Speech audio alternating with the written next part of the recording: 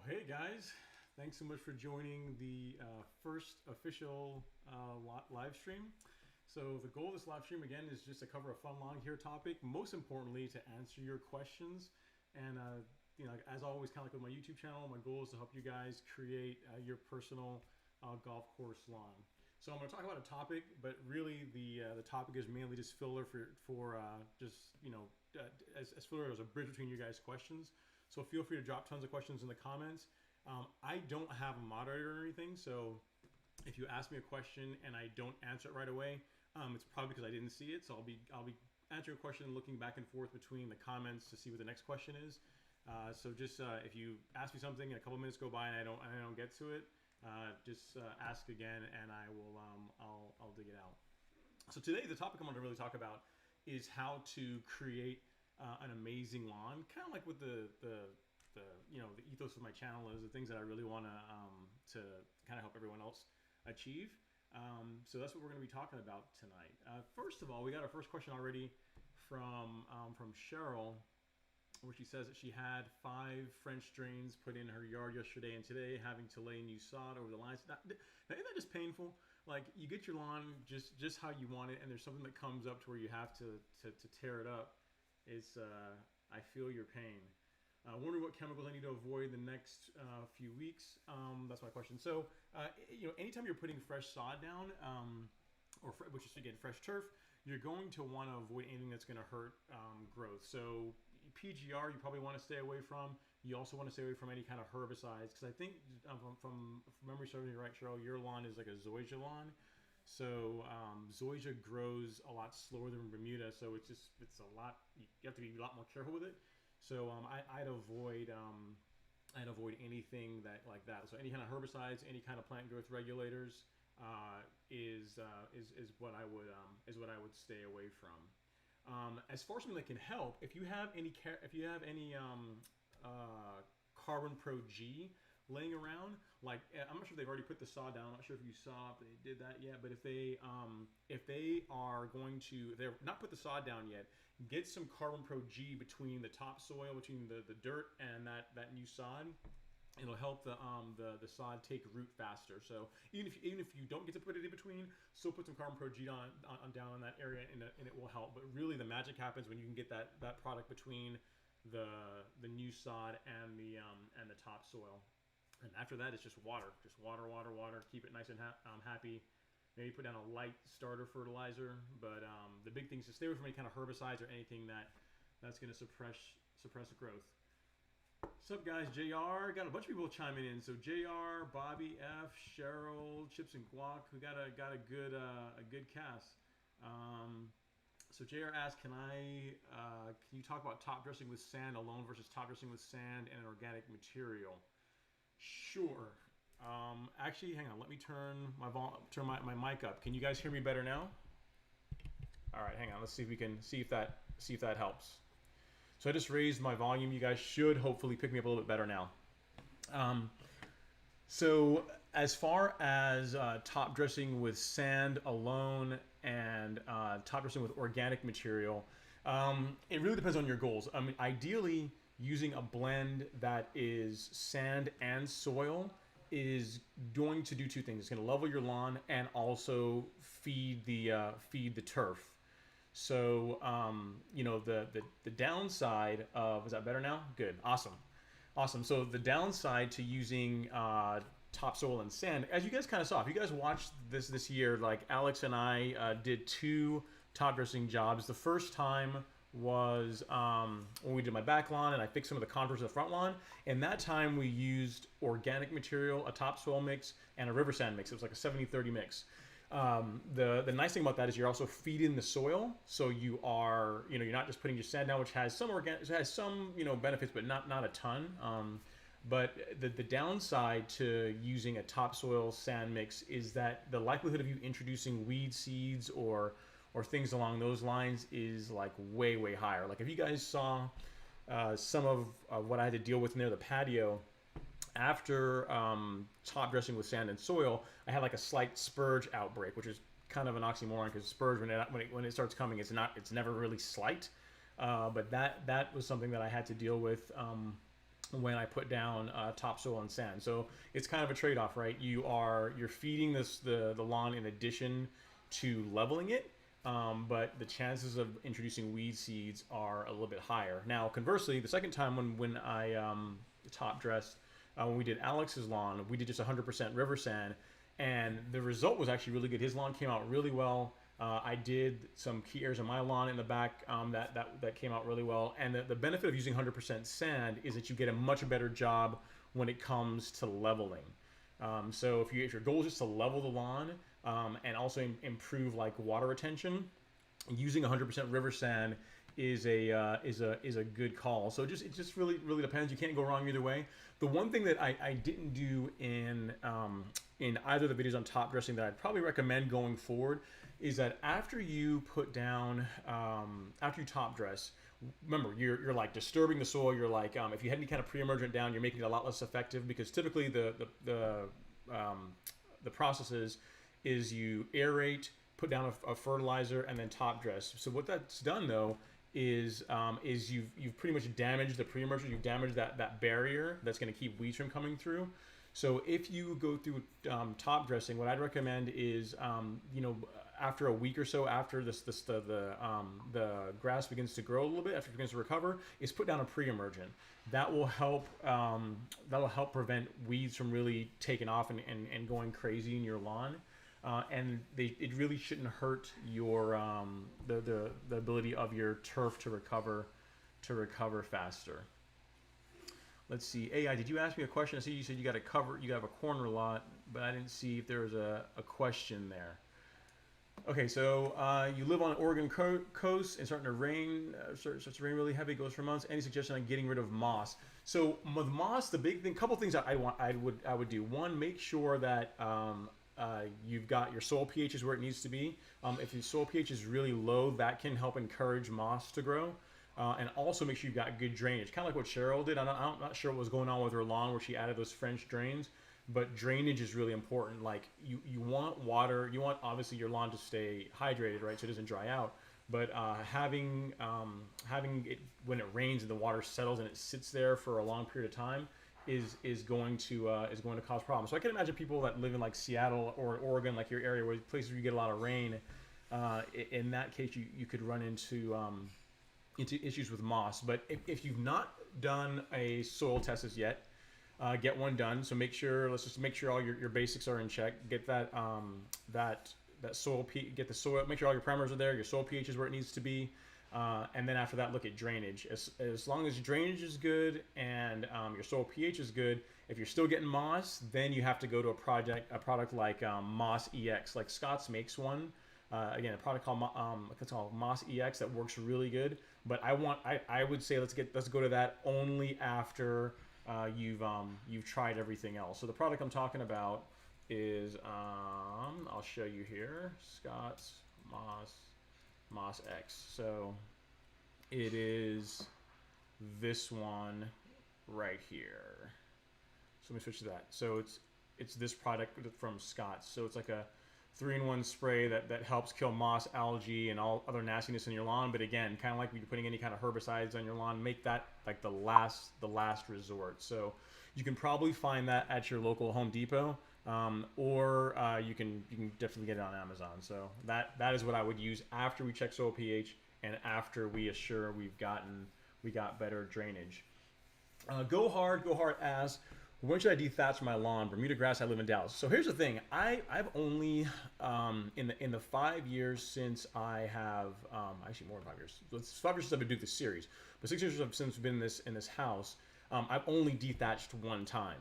So it's not something that I can say I saw a lot of benefit from when I did it. Like I think there's a video that I've got where I show that entire process of verticutting, which is not the same thing as dethatching, but pretty much it has the same effect.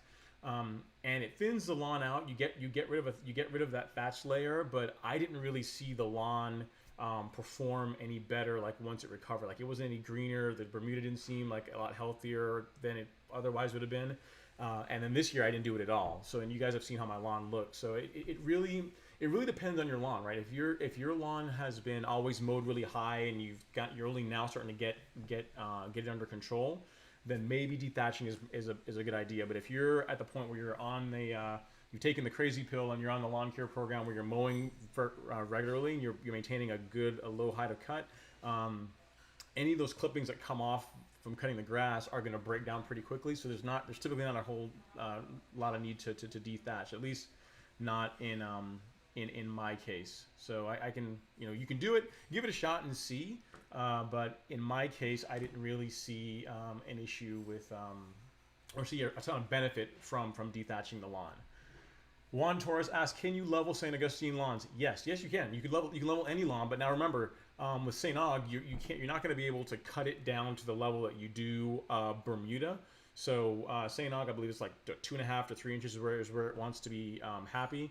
So you can level it, but it's your best result is probably going to be from like doing a good top dressing and then using a leveling rake, leaving the grass at perhaps that 2.5 inch height, and just kind of seeing how the sand is being distributed as you put it down. So it's not like Bermuda where you can cut it down to an inch and then like pretty much just barely let just the tips come through and know from that whether you've got the lawn surface level or not.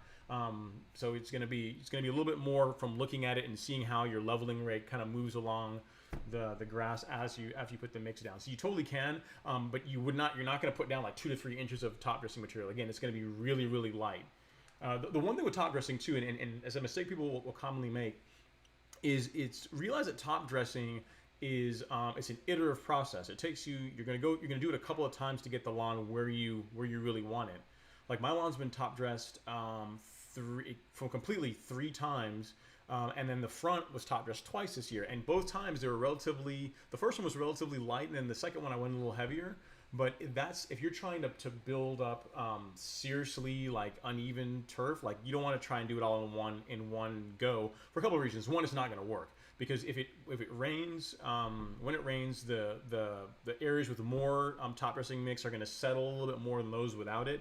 So you're still going to have to make a couple of passes. So just realize that if you get into the whole thing of where you're wanting a leveler lawn, that it's typically a couple of times to get it where you want it to be. Let's see. So Saul Rodriguez asks, can you talk about fall care for Bermuda grass? Celebration Bermuda in Southern California. Nice. Celebration is a really, really pretty Bermuda. So as you're coming into fall, some things you want to consider. Your pre-emergent, if you're using pre-emergent in the spring, it's probably, depending which one you use, obviously, it's starting to lose its effectiveness. So doing pre-emergent again in the fall, like reapplying it, is typically a good idea. You can probably back off on your fertilization a bit.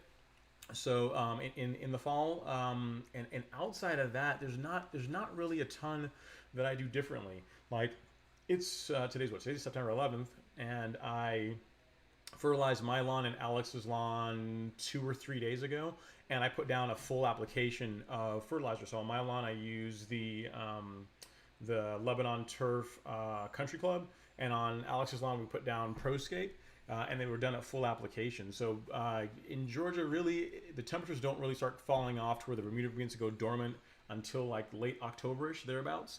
So my plan is that I have put down my last really heavy fertilizer, my last full fertilizer application of the year, and then in October I will probably finish out with something that's really slow release like Milorganite.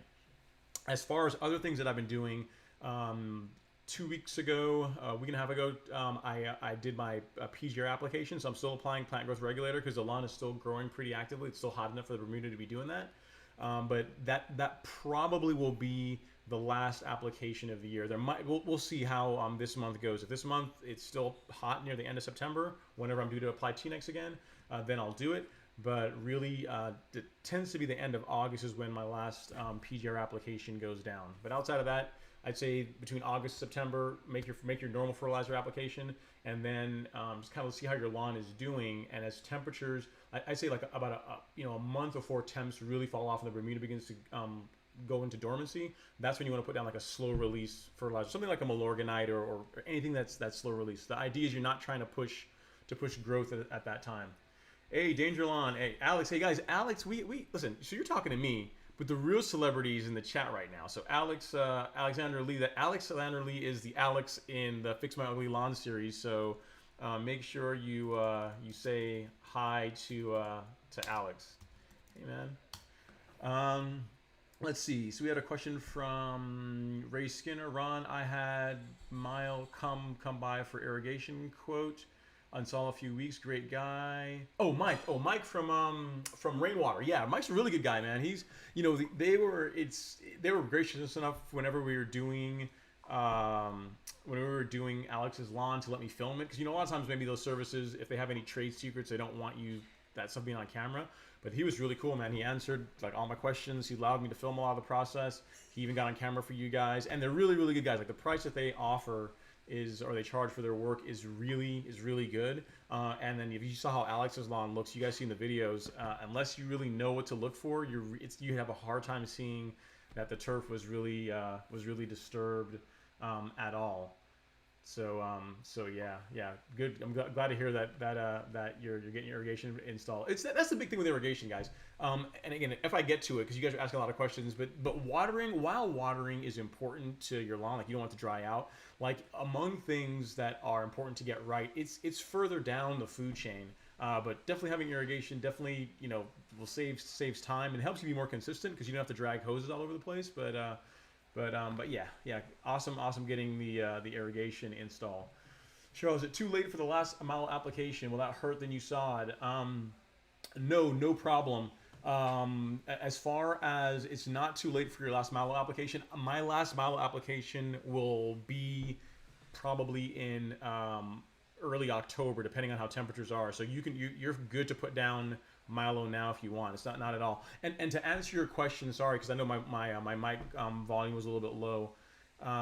As far as to re-answer your question about the French drain, the things you want to do for the sod that's being laid over that French drain is no herbicides, and if you can, trying to stay away from PGRs, because you want to do everything you can to get that zoysia growing as quickly as possible. And PGR and herbicides, even ones that are said that they're safe for warm season grass, are going to hurt that. So just stay away from those. So hopefully that helps answer your question. If not, drop me an email and we can dig into it a bit more.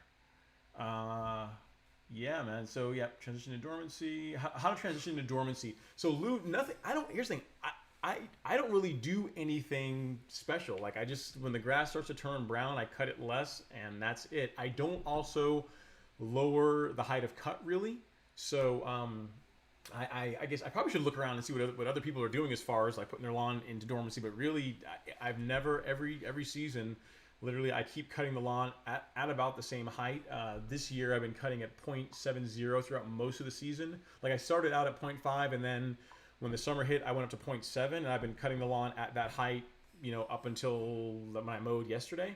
And I'll keep cutting it at that height until it starts to turn brown and goes into dormancy, and then I'll just leave it alone. So yeah, there's nothing. I don't do anything really special other than ensuring that I put some Milo down on the lawn, like as it's starting to transition, so it's fed over the winter. Something you can also do, guys, that I didn't cover to kind of get more into that question on what to do during the fall is I recently did another soil test both on my lawn, Alex's lawn, and Tony's lawn.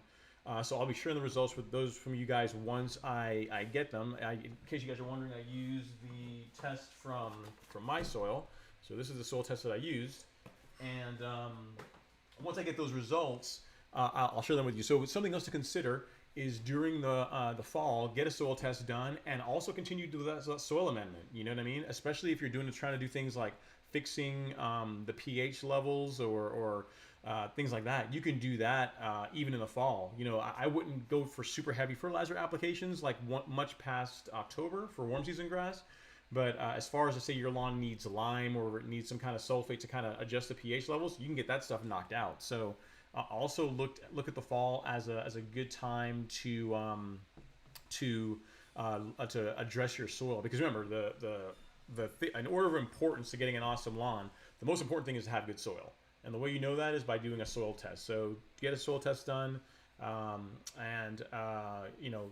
Get that fixed, and then mow frequently, and all the other stuff, fertilization, PGR, watering, top dressing, herbicides, all that other stuff. That stuff's important, but if your soil is crappy, kind of like when I did that video on 90 seconds on how the importance about your getting an amazing lawn.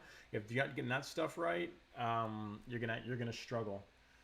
You are going to struggle. Is it a good idea to overseed in the fall? Let me see. Nice to be here. Other segments of the lawn care community are blowing up ugly tonight. Ooh, I don't know what's going on, Ty. I guess I'll have to look later on and see what's going on in other parts of the online lawn care segment. Is it a good idea to overseed in the fall? For warm season grass, I'd say no.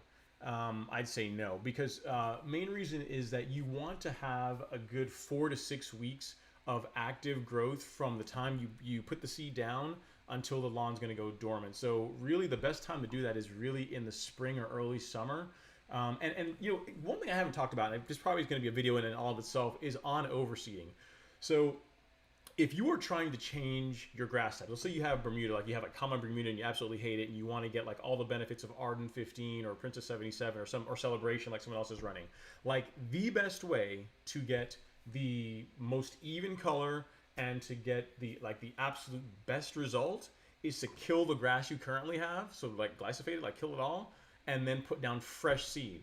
That is going to get you the most even result where you're not going to have any kind of coloring mismatches or anything like that. If you choose to overseed, like what I've done with my lawn, where I'm on my Tifway 419 base, and then I've overseeded with Princess 77 and Arden 15, that can work. But you are going to almost give up a season where there's going to be portions of your lawn where there are some coloring differences. And I actually have a video on that. I'll have to link it here in the chat in a second. It's called the Tifway. It's called Tifway 419 versus Princess 77, where I show like in November the differences between like a hybrid Bermuda like Princess 77 and Tifway 419. Like the Tifway is already gone brown, and the Princess 77 is still like bright green, still looking really, really nice.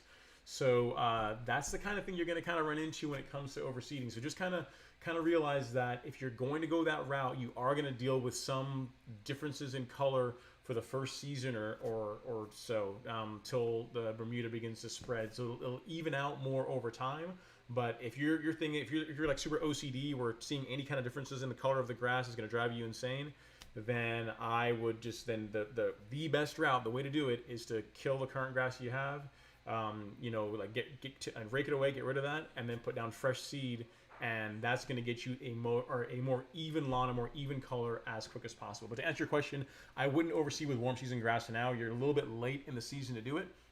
Now, if you're planning to do like overseed, most people are going to do rye in the winter. If you're one of those guys that like to do that, you're getting close to the time where you're going to want to do that. But I don't overseed with rye. All my Bermuda, when it goes dormant, it goes dormant. I don't want to have to mow in the wintertime. That would not be fun. Yeah, so exactly, Lou. So whenever the Bermuda goes dormant, you just sit back and relax. Like do a whole lot of nothing. Hey JP, thanks for also I noticed your first time tuning in on a live stream. Hopefully not the first time on the channel. If not, please consider subscribing. It's I really would appreciate it. I release tons of content. You can ask some of the other people here that are some of the people that are always in my comment section. If there's some topic you want me to cover, definitely let me know, and I'll do my best to accommodate it. So thank you so much for checking out the live stream. I appreciate the support.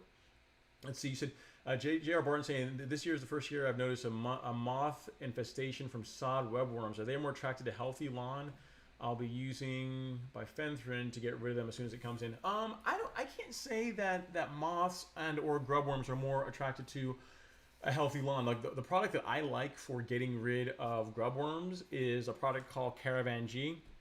You guys see me mention it all the time. I'll throw you guys a link to that. So if you're trying to get rid of grubworms and you're also looking for a great product that will take care of, that's a combination of both fungicide and insecticide, Caravan G is a great option. So I'll put that in chat here. So you got two options for it. You can get it on Amazon, which their prices tend to be a little bit more expensive, so I wouldn't go there first. And then secondly, you can go to Do My Own. And full disclosure, any of the links that I put in here are affiliate links. So if you buy the product using those links, it doesn't cost you any more money, but I get like a small percentage, like 3% or something like that. So if you click on any of those links, and if you feel like you want to support the channel without really having to come out of pocket, then feel free to use the links. And if you don't want to, you don't have to. But I just forgot. It's something I should let everybody know.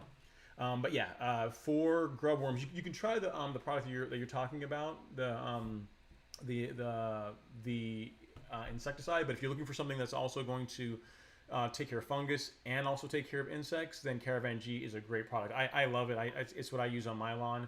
I put it down in the spring, and then I recently just put it down around the same time when I fertilize, just because the lawn's been through so much this year. I just didn't want to have to deal with any chances of dealing with ants or grubs or anything like that. Let's see. So Michael Kelly, I inherited a very neglected lawn in Metro ATL Bermuda. Brought it back to the brink, but fighting yellow nutsedge and crabgrass. And you have a specific crab killer and sedge hammer together. So, it depends. I mean, I'm not sure. Sure actually what the question you're asking, but I mean, if you're dealing with nutsedge and you're dealing with crabgrass, the product that I like for crabgrass is a product called Spectricide. It's a very, very good product, and the reason why I like it is that it doesn't damage the grass, or does very little damage to the grass whenever it kills the crabgrass. It can also work not so well against nutsedge, but against spurge and a bunch of common different weed types. That is the one that I like. So I'll show you in case you want to go to Home Depot and pick it up. This is what the bag looks like. So this is the product I'm talking about, Spectricide. So you can find this at pretty much any of your at your Home Depot, your Lowe's. They all carry it. It kills a ton of different types of weeds. 200 in fact, and it also has a pre-emergent in it. So if you're looking for a combination product that's going to kill a lot of most common weeds, and specifically crabgrass, and also prevent new weeds from coming up, then this is a great product that I am a big fan of. For the nutsedge, there's two products that work well for that. There is a product called Image, and there's also the Ortho product for killing nutsedge. The thing with them, as far as like which one should you go with, the Image is I think it's a slower working product, but it's less likely to damage your grass. So it depends. If you can't deal with any kind of yellowing and you're fine to wait, a week, 7-10 days for the nutsedge to begin to die off, then Image is a great option. Like that is what I prefer to use. If you want it gone like quickly and you don't mind dealing with a little bit of discoloration, I didn't see your grass type. I'm assuming you did say Bermuda. Then the Ortho product is a product from Ortho that takes care of nutsedge. That is really good. I'd recommend using. The thing about that product though is it is going to discolor your grass. You are going to get some yellowing from it. Again, it's going to go away, but it's going to temporarily yellow your grass. So for I put the Spectricide in there, which will take care of your crabgrass, and for the nutsedge, you could use this, which is the Ortho. That's Ortho, and then for Image, you can use. I don't think I have any links for the Image. Yeah, I do here, and this is the link to Image. And again, Ortho, you can get both of them at your local Home Depot. But if you feel like supporting the channel, you can get them through Amazon. And just what the Image link looks like, so you know what to look for if you go to Home Depot to get it, it's going to be something like this. You're looking for this bottle. This one here that has the hose end sprayer attachment. This is the one that Alex and I have used. And again, it works really fast. Like literally the next day, you're going to notice a difference as far as the nutsedge beginning to turn. But your lawn is also, that area is also going to get a little bit of yellow, a little bit of orange. So just depends on what you can deal with. Let's see. Can you please, May D asks, can you please give tips for grass in the Northeast? I'm trying to grow ryegrass and Kentucky bluegrass. So here's the thing. May D, a lot of the grass that I deal with is warm season grass.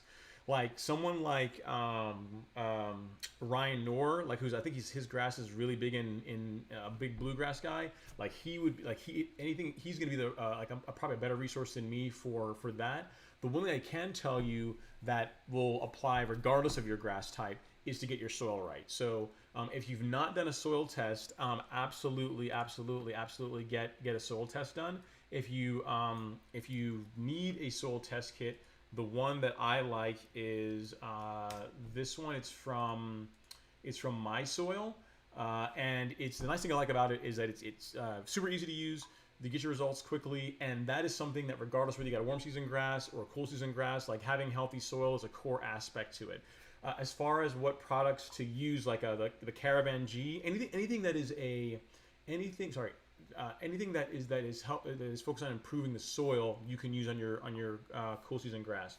So I say Caravan G. What I really meant is the Carbon Pro G, which is the carbon product, the granular carbon product that Miramichi Green makes for Lesco. That is a good product to apply. It's going to help, again, improve your soil. It's going to help improve nutrient uptake, improve water retention, and regardless of your grass type, it's a great product to use on your lawn. Lou, you're asking about Miramichi Green products. So I'm testing out some of the products from Miramichi Green. The results are very, very good. I'm really liking what I'm seeing. So if you guys are interested in hearing about that, I've got some of them up here. I can go through that if you guys want to hear about some of the Miramichi Green products and like where they would kind of fit, if you want, or we can do that another time. But I'll look in the chat and see what you guys think while I go through some of the other comments. Yeah, Ty. Again, so again, Image is the one you want to go with. Spectracide is not available in Texas. Go hard. What about this one? Is any Spectracide available in Texas, or just the one that I linked that's the pre-emergent? Because Spectracide is a fairly common herbicide. I haven't seen where it's not. I know it's probably not available in California of all places, but typically I've not heard that it's not available in Texas. But let me know if you need additional help with that. Go hard. Just drop me a link. Drop me an email just so I can see what you're dealing with. That's my email. I just put up there. Ron@ron-henry. Don't forget the hyphen.com. Ron@ron-henry.com. If you have questions that haven't been answered in any of my videos, or something that something that you think of after the live stream is over, feel free to email me, and I'll do my best to get back to you as soon as I can. Yep. Yeah. Thank you so much, Terry, for watching. So the soil, where's dollar says soil test.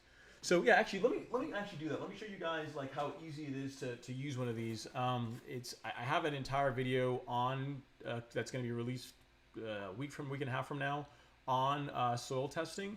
But I can dig into like what you get in the kit and everything that goes into it if you guys want.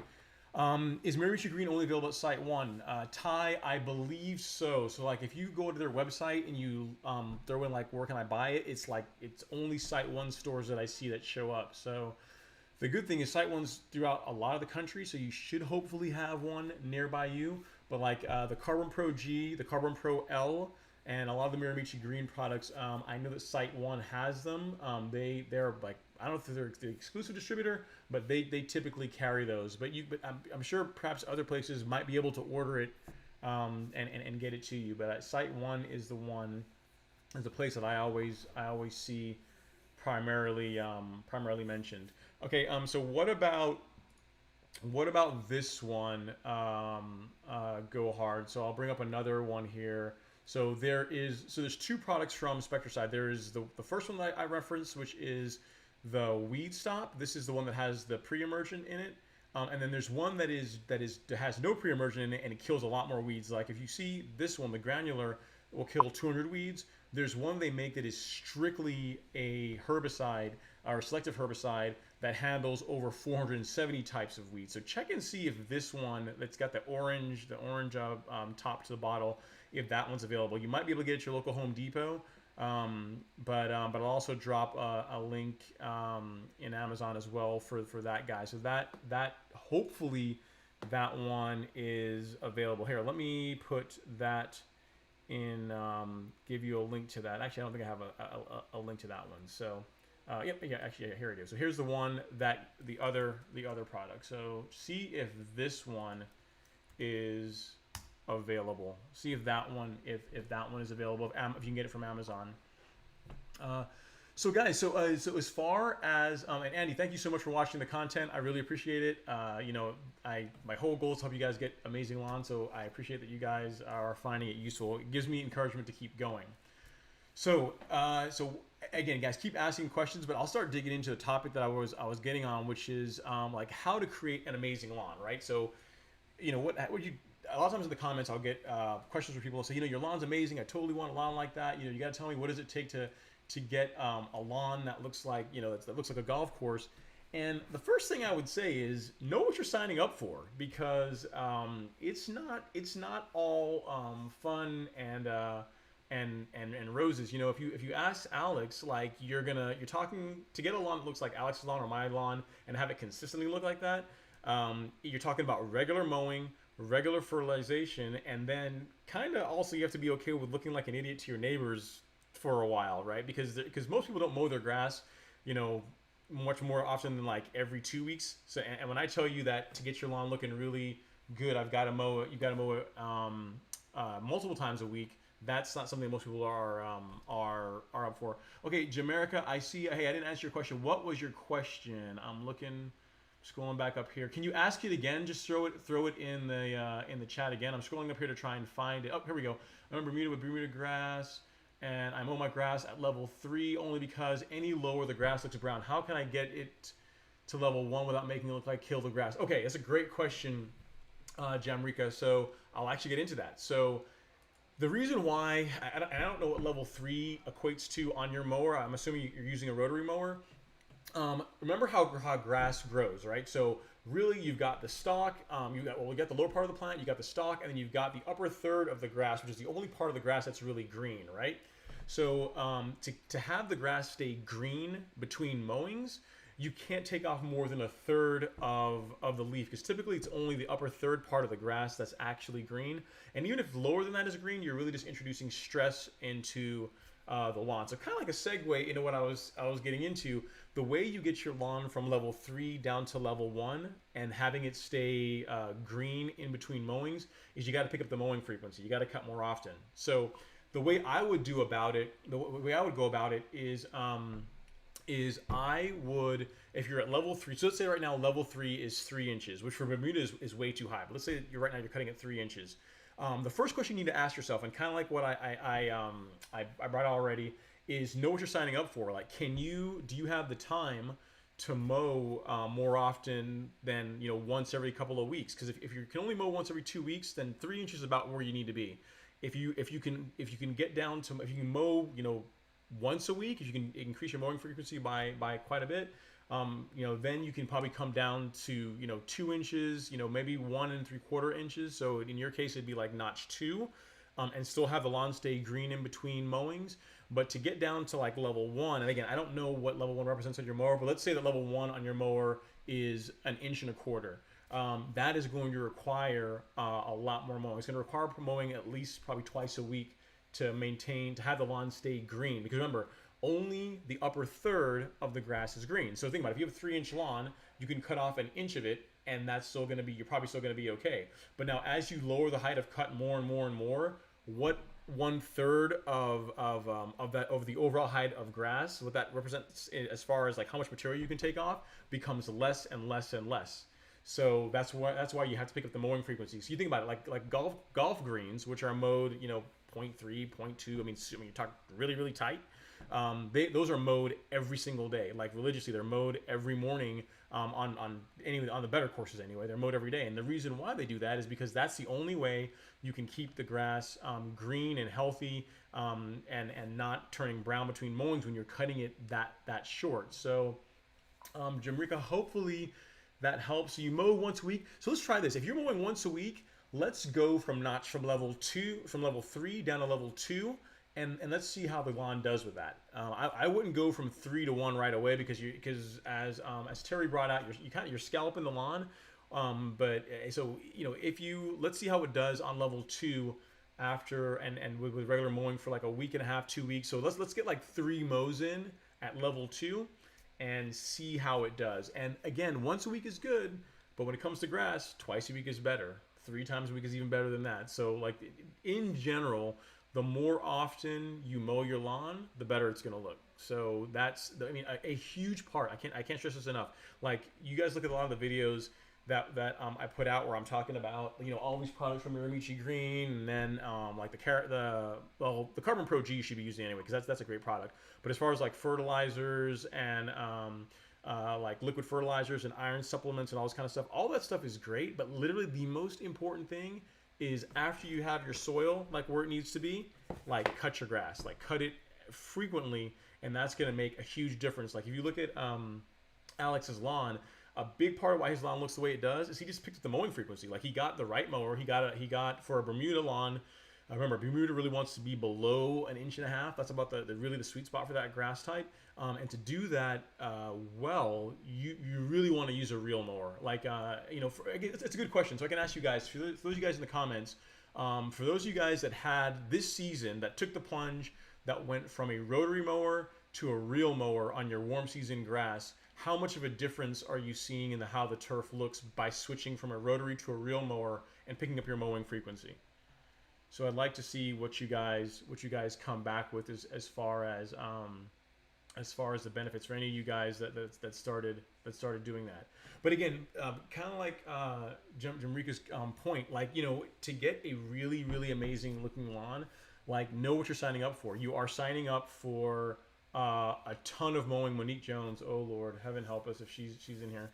I know Monique personally. She's like a good friend of mine that I know through martial arts. So, but anyway, you know what you're signing up for. If you want to have a lawn that's with that really tight golf course lawn look, like the biggest question you got to ask yourself is, how much time do you have to commit to mowing your grass? Because that literally is the most important factor after getting healthy soil to getting the lawn right. If you're saying, hey, I can mow once a week, then maybe you're going to be, you know, at 2 inches or maybe 1 3/4 inches. If you can pick it up to like twice a week or more, then the sky's the limit. You can do all kinds of, you know, you can really you know decide how low you want the grass to be, and you're gonna get a good result. Really above you know, 1/2 inch, so between 0.5 to 1.25 inches, like, you know, the twice per week mowing frequency will probably be okay. I'm at 0.7, and that's a good sweet spot for me, because that means if I decide I want to skip a day or just mow, you know, every 3-4 days, I can still do that. But that's also because I use plant growth regulator on my lawn. That makes a huge difference.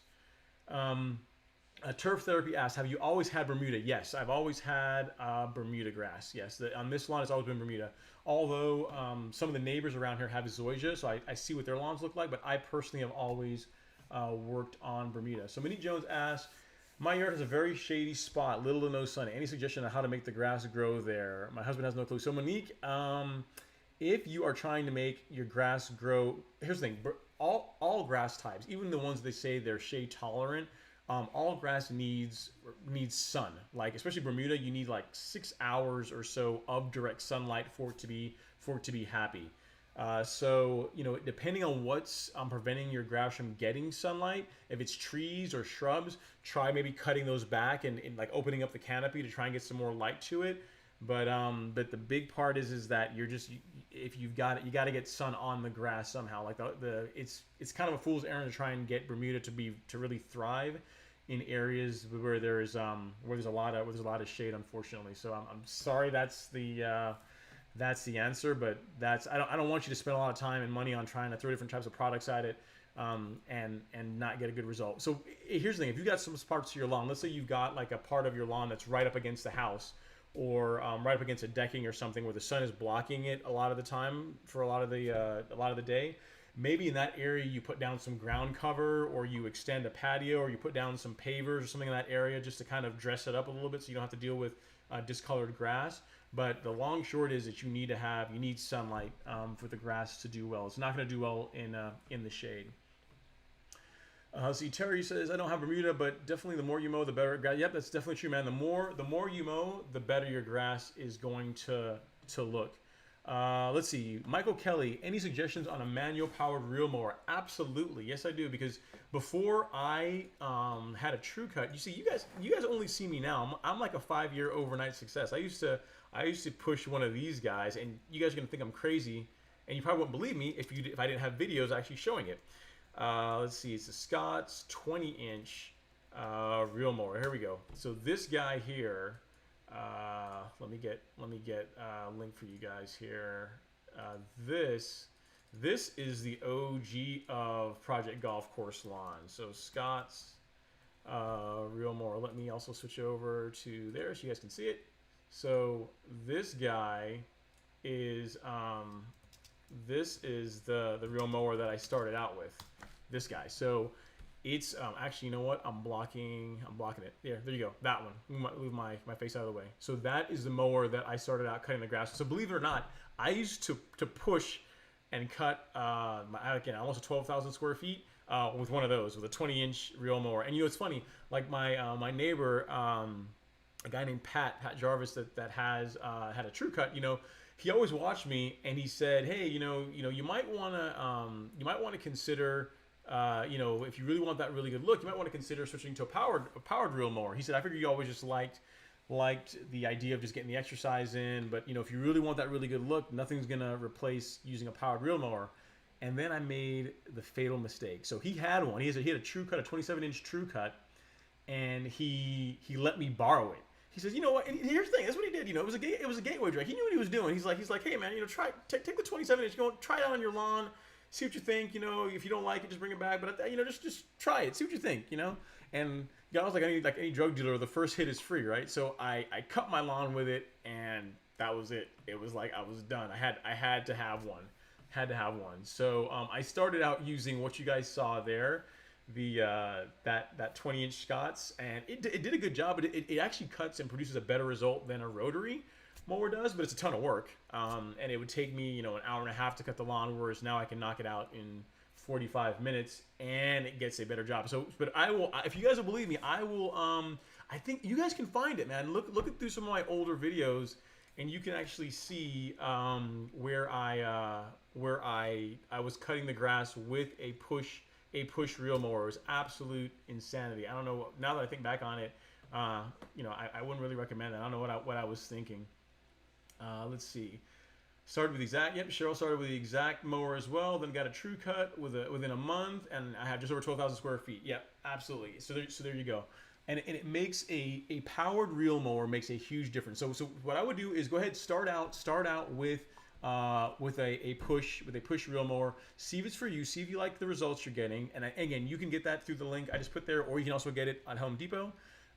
They do carry that mower, and see the results you get. If you like them, then can just keep doing it for a while and see if it's for you. But nothing is gonna replace the cut that you get with a proper greens mower. It's just a proper reel mower, rather, a powered one. It just makes a huge difference. Let's see. I know I've got videos. I'm trying to find the one I'm trying to tell you guys about. Yep, here it is. This is the one, guys. So if you want to see my video on my detailed review where I talk about the Scott's reel mower, look here. Actually, I'm gonna pause this, and I'll show you guys the not the video, but this right here, that guy, is where you can see what I used to cut the grass with. And here's the thing, I thought I was big time. What's the insanity of this? I'm not even going to show you guys what I started with. I started with a 16-inch, believe it or not, and then I upgraded to the 20-inch and thought I was big time. So I used an even narrower mower to start with than that one. But that link there, that video will take you guys to a review that I did when I was comparing the 20-inch to the 16-inch reel mower, and the results you get with it, the pros and cons, and all this kind of stuff. But yeah, I started out with a push and then got to the powered one. Arden. Okay, so yeah, so Frank, Frank, thanks for the correction. So Arden and Princess are common Bermuda variants, not hybrid. So thanks for the correction on that. But yes, I've overseeded my lawn primarily with those two cultivars, with Arden 15 and Princess 77. So those are the two that I've used on my lawn. and I've had pretty good success with it. Jamaica, so yeah, so a powered reel brand new they are very expensive. Even pre-owned, they still are kind of pricey. But you can get a pre-owned True Cut in pretty good shape for somewhere between $600 to $800, depending on if you shop around. So going the pre-owned route is definitely the way to go for, especially True Cut. If you get one that's in good shape, they'll run forever. Again, my neighbor's mower, I think his is at this point 22, 23 years old. So, they can last a really long time if they're taken care of. So don't shy away from getting a pre-owned one, and you can save yourself a ton of money by doing that. So getting back to the topic I was talking about. So once you determine, like, you decide that, hey, a golf course lawn is for me, like, that's what I want to do, and you do have the time and the desire to mow your lawn several times a week. Then we have to start talking about the process. So the first thing that you have to consider is top dressing, because if you want that really smooth look to your lawn, if you want your lawn to look like a golf course fairway, it has to be smooth like a golf course fairway, right? And the way you do that is through top dressing. So there's been a couple of videos that I've shot this year on top dressing. One using a manual method where Alex helped me out, putting sand down using a wheelbarrow and rake, and just the bare bones method. And then the second one was a part of the Fix My Lovely Lawn series with Alex's lawn, where we went hardcore. We got the top dressing machine, we got the dingo, we got the aerator, we went full send on his lawn, so you guys can see both options. I will tell you that you will get a better result by using the machine. Like, it's going to put down the sand smoother. It's going to be a lot less backbreaking work, and it's going to be a lot faster. So it's something to consider. But once you get that, you commit to that, right? So you've got the lawn level, you've top dressed it. The ideal time to top dress your lawn really is once it starts growing vigorously. So really, if you figure that in Georgia, May-ish was when the grass really begins to take off. Like, we start getting heat, like May or late June, May or early June is a good time to top dress your lawn, because it's not too hot out. You're still getting free water from the fact that you still have some spring rain coming down, and it just gives you a lot more time for the lawn to recover. So the idea, so I'm a big fan. If you're going to go for top dressing your lawn, like, realize that it's going to be like something you're going to do you're going to give up a season of having a beautifully looking lawn if you decide you're going to top dress it, because you're going to have to deal with weeds. You're going to have to deal with your lawn having, parts of it being covered in sand. And so the earlier in the season you can do that, the better. So get started earlier in the season, and that gives you, again, more time to also fix any issues that you may have over the course of the season. So once we decide to top dress, you got the lawn leveled. So we've decided we're going to do that. We're going to mow a lot. We got the lawn top dressed. The next thing is the mower, and the mower is hugely important to getting a golf course lawn. So the problem that most people have when it comes to getting a really good looking lawn, when it comes to Bermuda, is they're cutting with the wrong type of mower. So a rotary mower can do a decent job on a Bermuda grass lawn, but really, if you really are looking for that really good look, you're going to want to use a reel mower or a cylinder mower, depending on what part of the world you're in. So like a reel mower is what you want to use on most warm season grasses that, again, typically like to be cut at 1.5 inches or shorter. You're going to get a better quality of cut. You're going to scalp the turf less. It's just overall, it's healthier for the grass. It does a better job cutting the grass. So once you've top dressed your lawn, the thing you want to consider is investing in the right mower for your particular grass type. If you're cutting St. Augustine or like a Kentucky bluegrass or any of those, I mean, a reel mower isn't as necessary. Like, those types of grasses look really good and like being mowed a little taller. You can mow them shorter, but they prefer to be mowed taller. And in those, you can get away with a quality rotary mower. So like, your Toros or your Hondas, any of those high quality rotary mowers will work well. The big thing with a rotary, if you're going to use a rotary mower, is keep the blade sharp. Most people, the only time the blade ever comes out of their mower and it's sharp is when they took it out of the box. So realize that if you're using a rotary, you should commit to like at least twice during the season, assuming you're not scalping or doing anything crazy like that with it. At least twice during your cutting season with a rotary, you want to take the blade off and get it sharpened, so you get that clean a cut as you possibly can. So just some advice there if you're going to use a rotary on your lawn. Let's see some questions on where you can get a real mower. Yes, you can get them on Facebook Marketplace. You can check Craigslist. Yeah, there's a couple of different options for finding a true cut that are really good.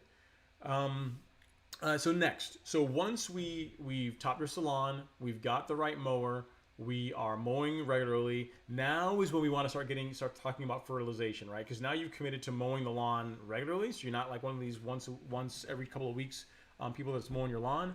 Now is when you're going to want to start feeding it. So Bermuda, like any other grass type, it needs nitrogen, needs potassium, needs phosphorus, but really nitrogen is the thing that it loves, right?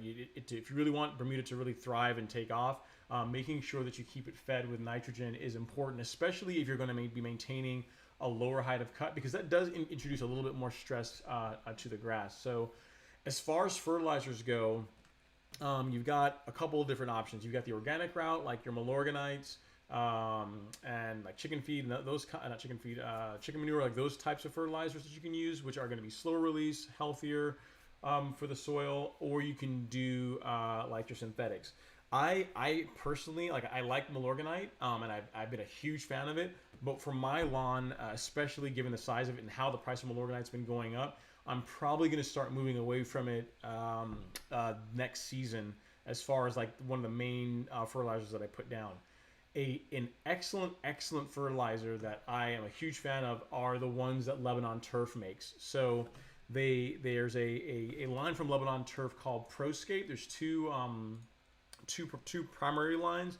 Proscape is a really good one. You can typically find that locally at any of your places, your like your golf supply stores, or any of your higher end fertilizer places. Site One can probably get it, but well, I'll show you what I'm talking about here. This stuff, the brand Proscape is a really good fertilizer. I'll cut over here so you guys can see that. So, and there's tons of options. You can get Proscape that's just straight fertilizer. You can get Proscape that has some of their additives like called Mesa in it. You can get some that have pre-emergent in with them. So there's all kinds of options for Mesa, for that particular fertilizer. Yeah. Alternatively, you can use this brand that I started trying out this year, also from Lebanon Turf, which is their Country Club line. So Country Club is a higher end fertilizer. What you tend to get with Country Club is a lower SGN number, a lower size guide number.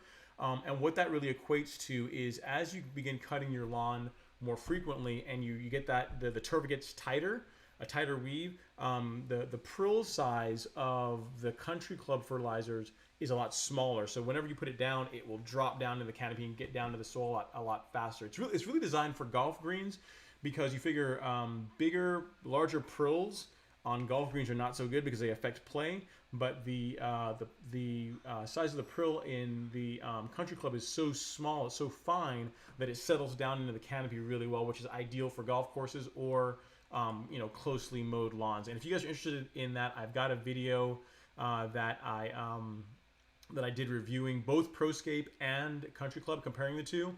I talk about what's in them, what's good about them, what makes one better than the other. I show you what the prill size looks like, and probably at the end of this video, if you guys haven't checked in the description, I will have the links to that video. I'll put that in there. It's not there now, but if you search my channel for probably just Lebanon Turf, if you search for like Proscape, that video should come up, and that's a really good option.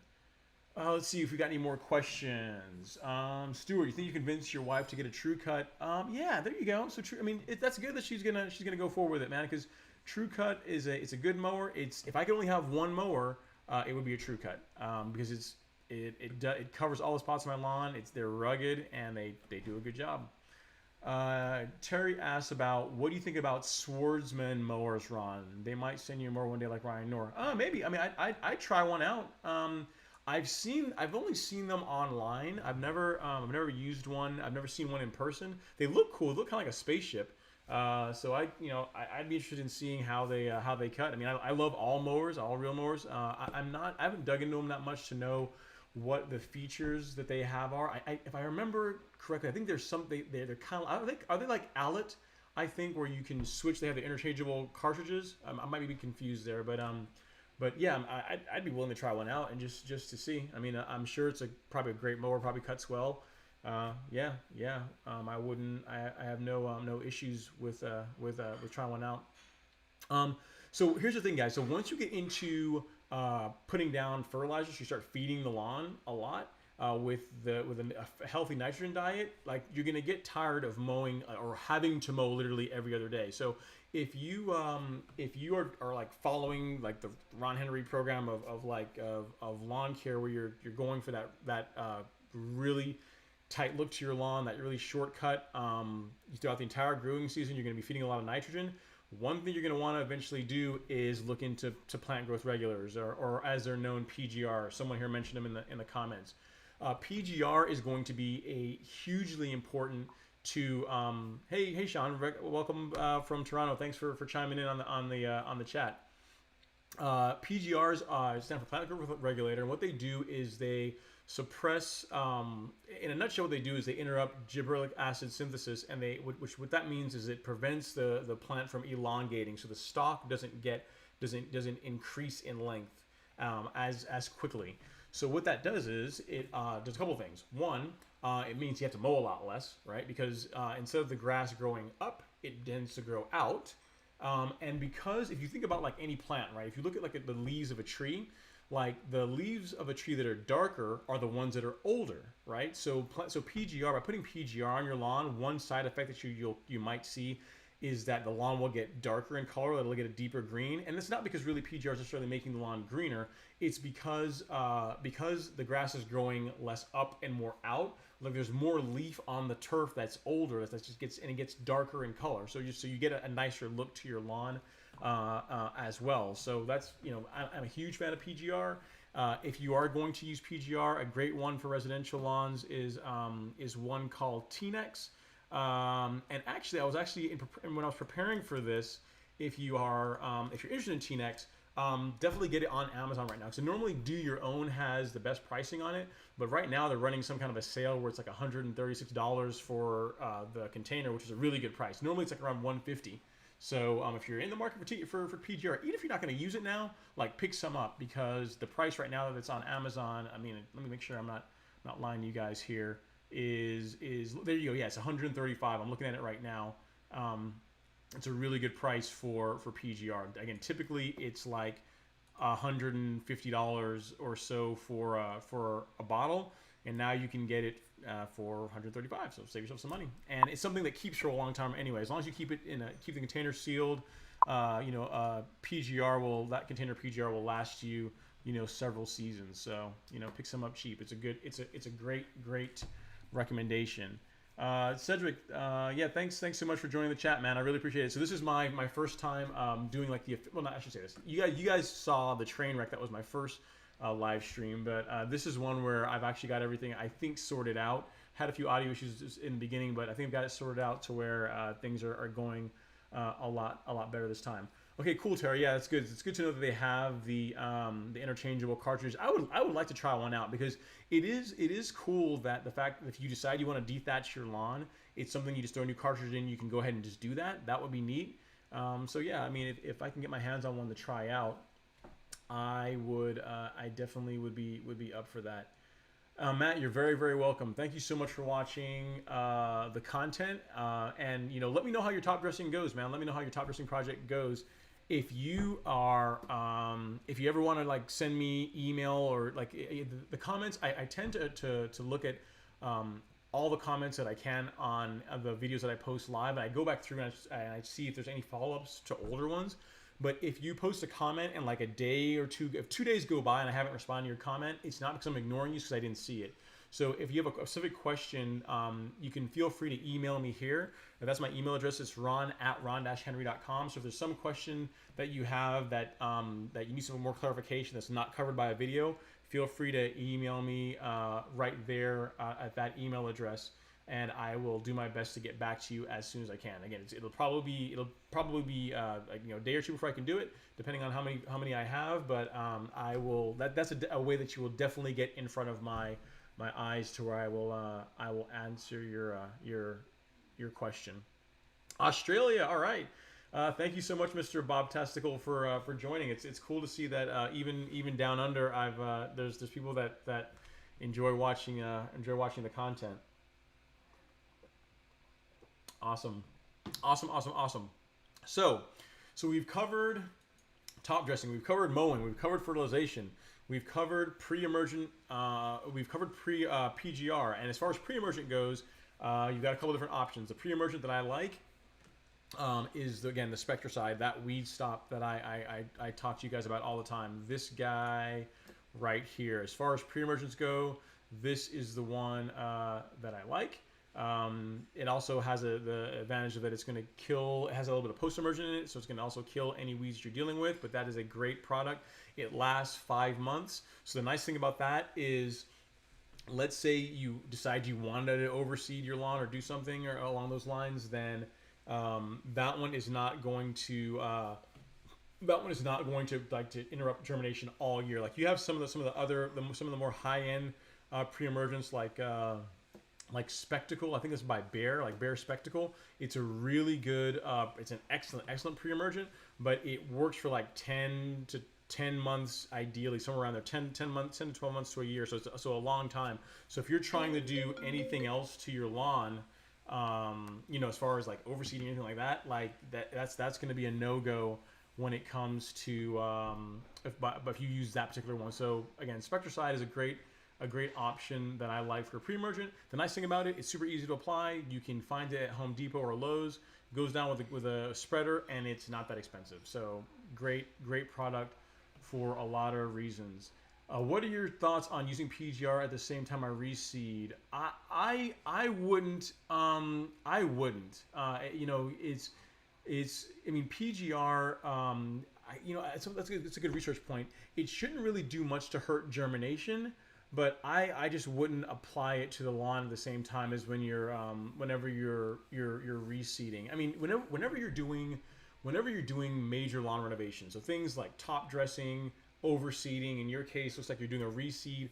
Realize that you are going to have to give up like having a pristine looking lawn during that time period, right? So it's one of those things where you figure 2 weeks of waiting to mow, I know it's going to kill you, but if you are the kind of person that is fine with mowing regularly, once you get to the end of 2 weeks, maybe you start a little bit higher, but within another week or two, you'll be able to work back down to your normal height of cut.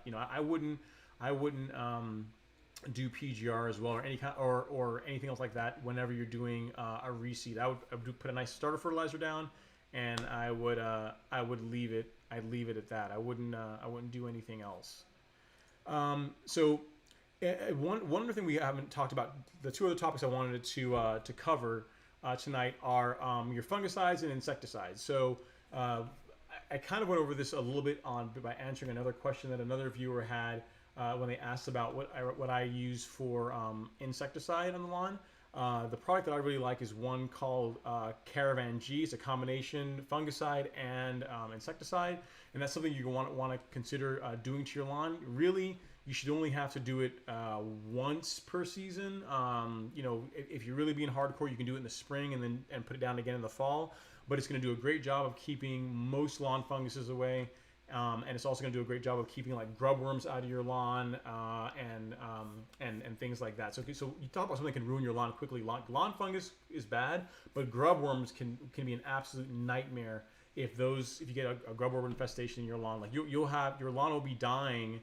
You have parts of your grass that are patchy and looking really nasty, and you're not sure why. You're thinking it's a fungus when really it's grub worms. So even though I have not really had to deal with lawn fungus in my lawn for the last three seasons, like I think it was like 4 years ago was the only time I ever had to deal with lawn fungus, I still apply that Caravan G product to keep them at bay, and more importantly, to get that that insecticide down to keep the grub worms away, because that stuff those are absolutely nasty. You do not want grub worms in your lawn.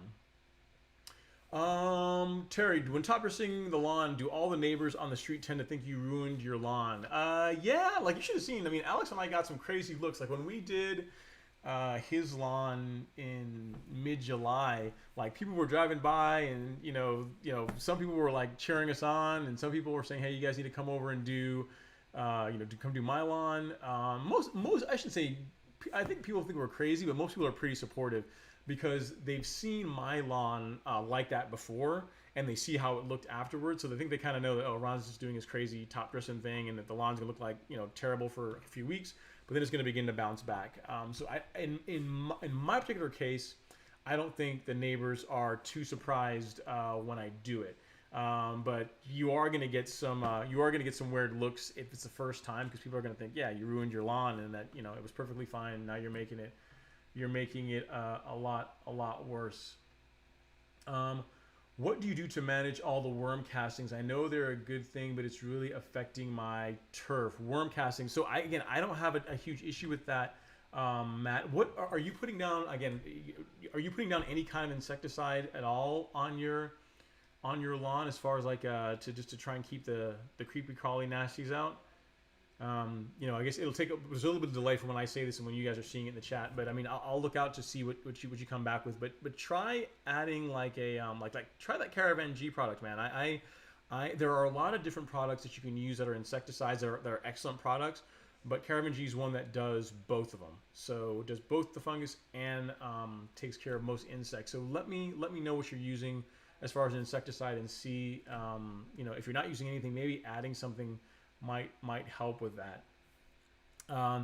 So we've covered top dressing, we've covered mower, we've covered the fertilization, and we've talked about the importance of PGR and then using pre-emergent to keep weeds at bay. And we've also covered your fungicides and your insecticides. The last thing we could talk about is watering. So when it comes to watering, it's the thing that most people do a lot of, because they think it's the thing that's going to make their lawn look really nice, and because it's relatively easy.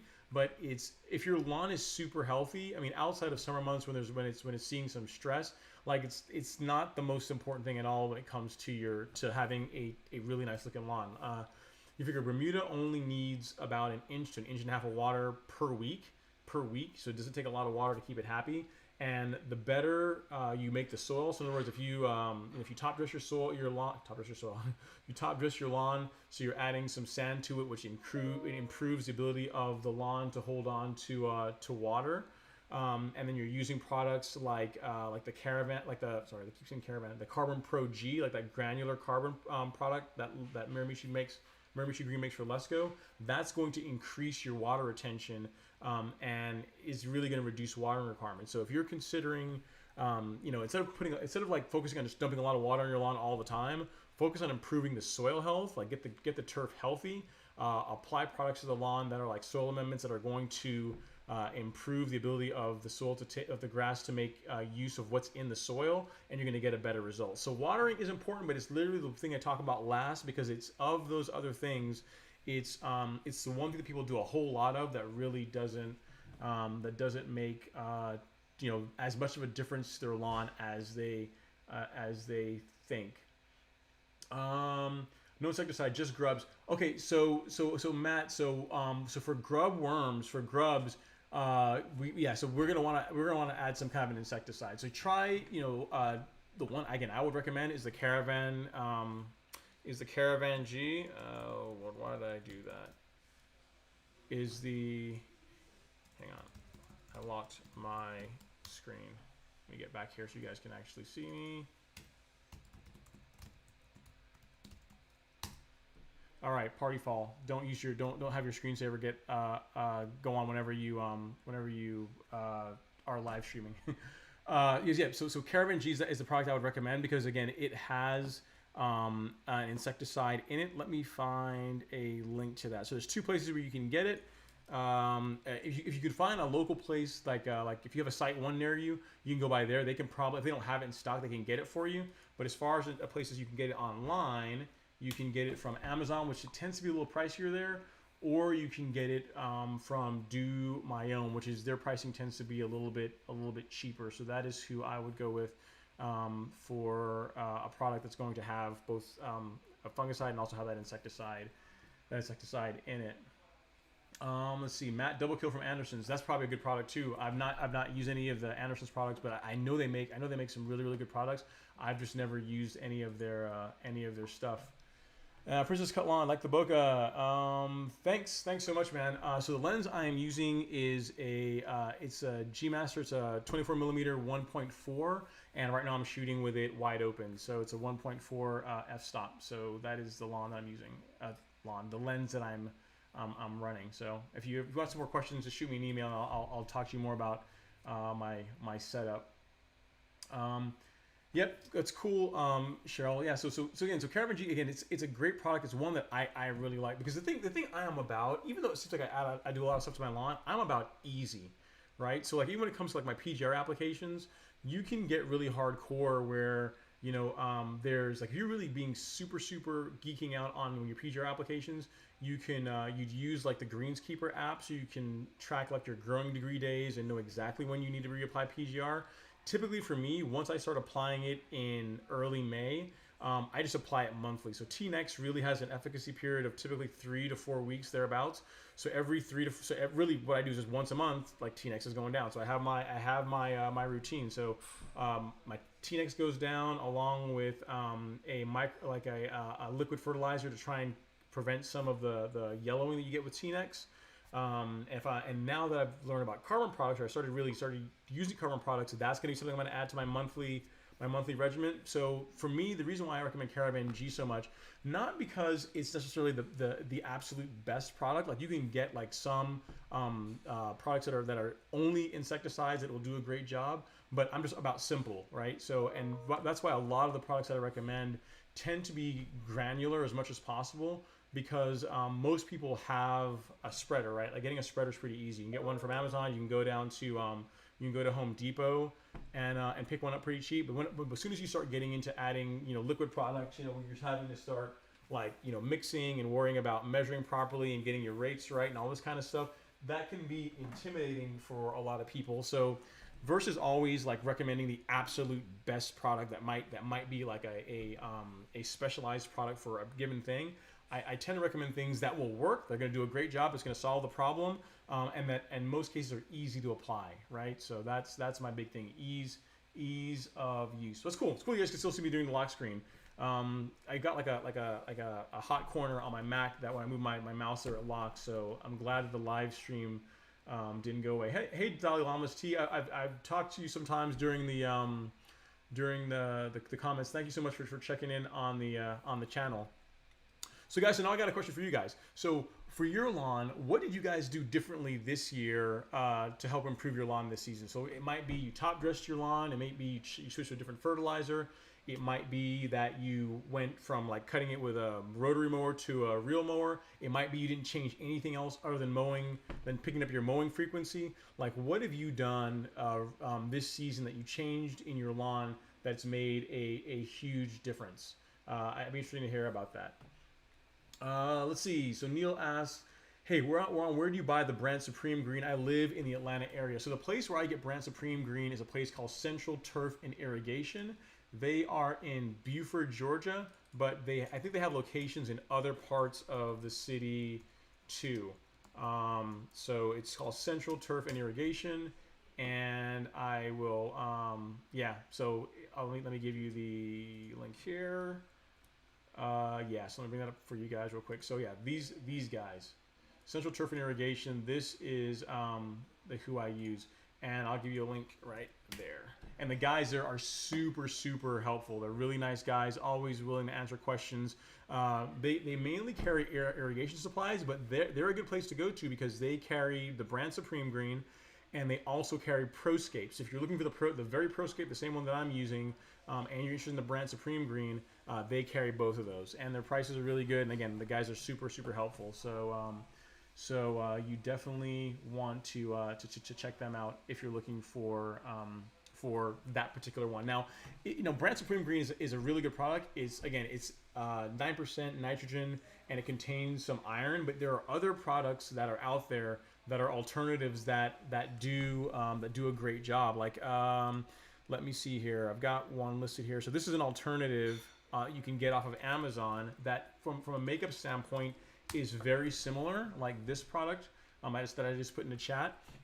Like that product is an alternative to Brand Supreme Green that you can mix with your T-Nex if you're trying to put down to try and prevent yellowing. It contains some iron. That's a really, really good product. So, if you can't get Brand Supreme Green, which is kind of hard to come by or can be, then that's a great option. So and I think some of you guys are using that. I think Cheryl, if I'm not mistaken from email, I think she used that along with her T-Nex application, and I believe she got a decent result from what I understand.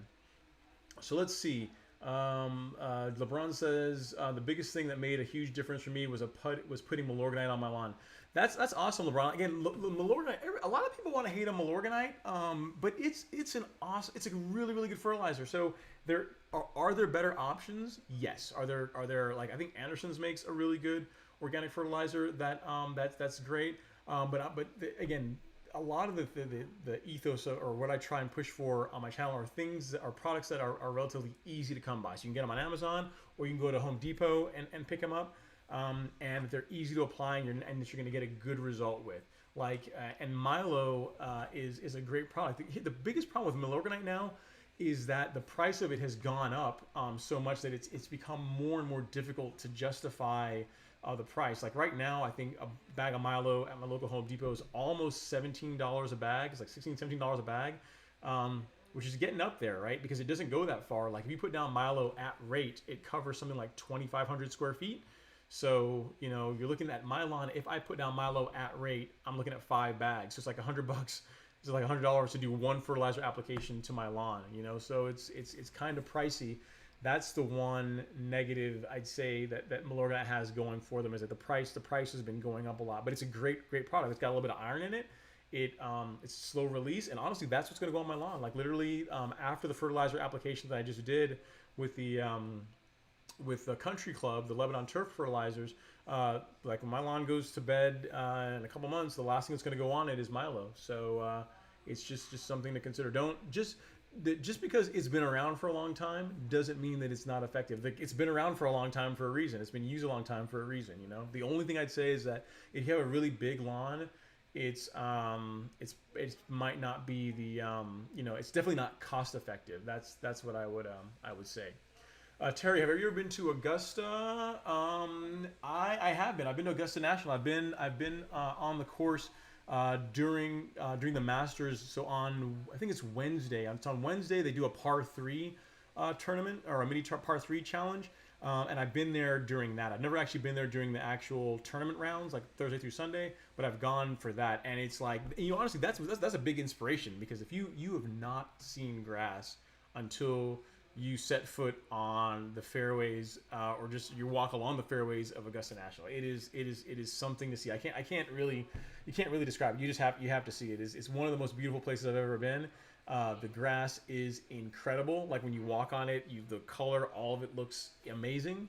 That's a lot of the inspiration for what I do. I want my lawn to look a lot like a fairway at Augusta National. Granted, I'm not sure if they're using Bermuda on their grass for their grass. But I don't think so. I should do some research into that. But I mean, it's amazing. Yeah. So but I have been there. I've been there before. The grass is awesome, and the grass that I see there is really a big inspiration for what I'm trying to do with my lawn. So Saul, you started cutting your Celebration Bermuda with a McLean instead of a Rotary, and started using Milorganite. So change the cutting height from 2 inches to 3/4 of an inch. It made a huge difference. Yeah, and that's a good point, Saul. So one, you went to a real mower, which is the big thing, and then also you lowered the cutting height. So you used the best tool for the job, and you picked up you lowered the height of cut. So the nice thing about that is that the thing about Bermuda that's beautiful is that it likes being cut low. It can survive being cut relatively low, and most weeds, or a lot of weeds, cannot be. So your natural weed control is to simply cut your lawn more frequently, in the case of a warm season grass like Bermuda, to cut it shorter. right? So because when it gets cut shorter, it tends to generate this tight carpet like weave that makes it much more harder for weeds to compete with it. So it's like one of the best things you can do for your lawn is to cut it at the right height with the right mower. I'm not shocked that you got a much better result. And then using Milo. Yeah, Milo's a great product. Again, there are more exotic products out there. Like I'm using the stuff from Lebanon Turf now, mainly because like I can use 5 bags of Milorganite to do my lawn. Well, really it's really more like 6. I can use like 6 bags of Milorganite to do my lawn, or I can use 1 bag of the Country Club, and it has like sea kelp in it. It's got more iron in it. It's got it's got more nitrogen in it. Overall it's a superior product. It's better in every way, and it's like, I mean, that stuff is like $55 or $50 thereabouts a bag. So it works great. It's an awesome product. So I love Milorganite. It's a great fertilizer. I still recommend it. If you have a smaller lawn, you should absolutely use it because it's easy to find. And it works great. And more importantly, it's really difficult to mess up with Milorganite. You're not going to damage your lawn even if you over apply it. But it's just kind of expensive when you have a bigger lawn. Let's see. Yeah, you guys were talking about Augusta. So yeah, so Diamond Shot. So Augusta uses a rye variety. Stuart, please explain the smell of Milo. Well, here's the thing, Stuart. If whenever you're putting Milo down, if it's still bothering you, where you're not really, you think it like smells bad, you have to learn to appreciate it. It's almost like, I mean, I don't know if you guys drink beer or drink wine or drink any alcohol at all, but it's almost like when you first start drinking beer. Like most people, very few people drink beer the first time and think, oh, this is the best thing ever, right? It's kind of an acquired taste. And Milo, in many ways, is the same thing. So Milo is like a dried out, let's just say, waste product. So it has a little bit of a twinge to it, a little smell to it. But really, instead of thinking Milo as smelling bad, think of that as that is the smell of impending lawn domination. That's the smell of green grass that's about to come through. That's the best way I can explain the smell of Milo. There you go. It's the smell of success. But here's the thing: if you think Milo smells bad, if you ever put down, I'm not sure if any of you guys are using the liquid carbon product, the Carbon Pro L that Let's Go sells. It's a really good product, but you talk about like a strong smell, like that's got that sea kelp extract in it. That stuff is really potent. Like you think Milo smells bad, or I should say smells bad. It smells strong.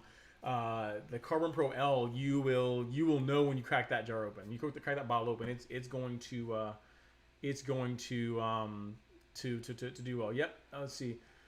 Splash Myers, you still recommending Spectracide Weed Stop for pre-emergent? It depends. So Weed Stop it depends on your comfort level. It depends on what your comfort level is. If you are looking for strictly like a pre-emergent, like one of the best pre-emergents that you can use is like anything that's just strictly protamine, like a Barricade is like strictly a pre-emergent that works great. The Spectacle Flow that I think Bayer makes is also a great just strictly pre-emergent that works really, really good. But a lot of people that are looking to put pre-emergent down may be dealing with weeds, right? So it's kind of like, instead of telling someone just to put down a herbicide, which is going to kill the weeds or should suppress them a little bit, why not put down a product that is going to do 2 things? One, it's going to it has a post-emergent in it, so it's going to kill a lot of your more common weeds, but it's also going to suppress the ability for new weeds to germinate and come up. So that's why I tend to recommend Weed Stop. I mean, in the purest sense, it is not purely a pre-emergent. It's a selective herbicide and pre-emergent.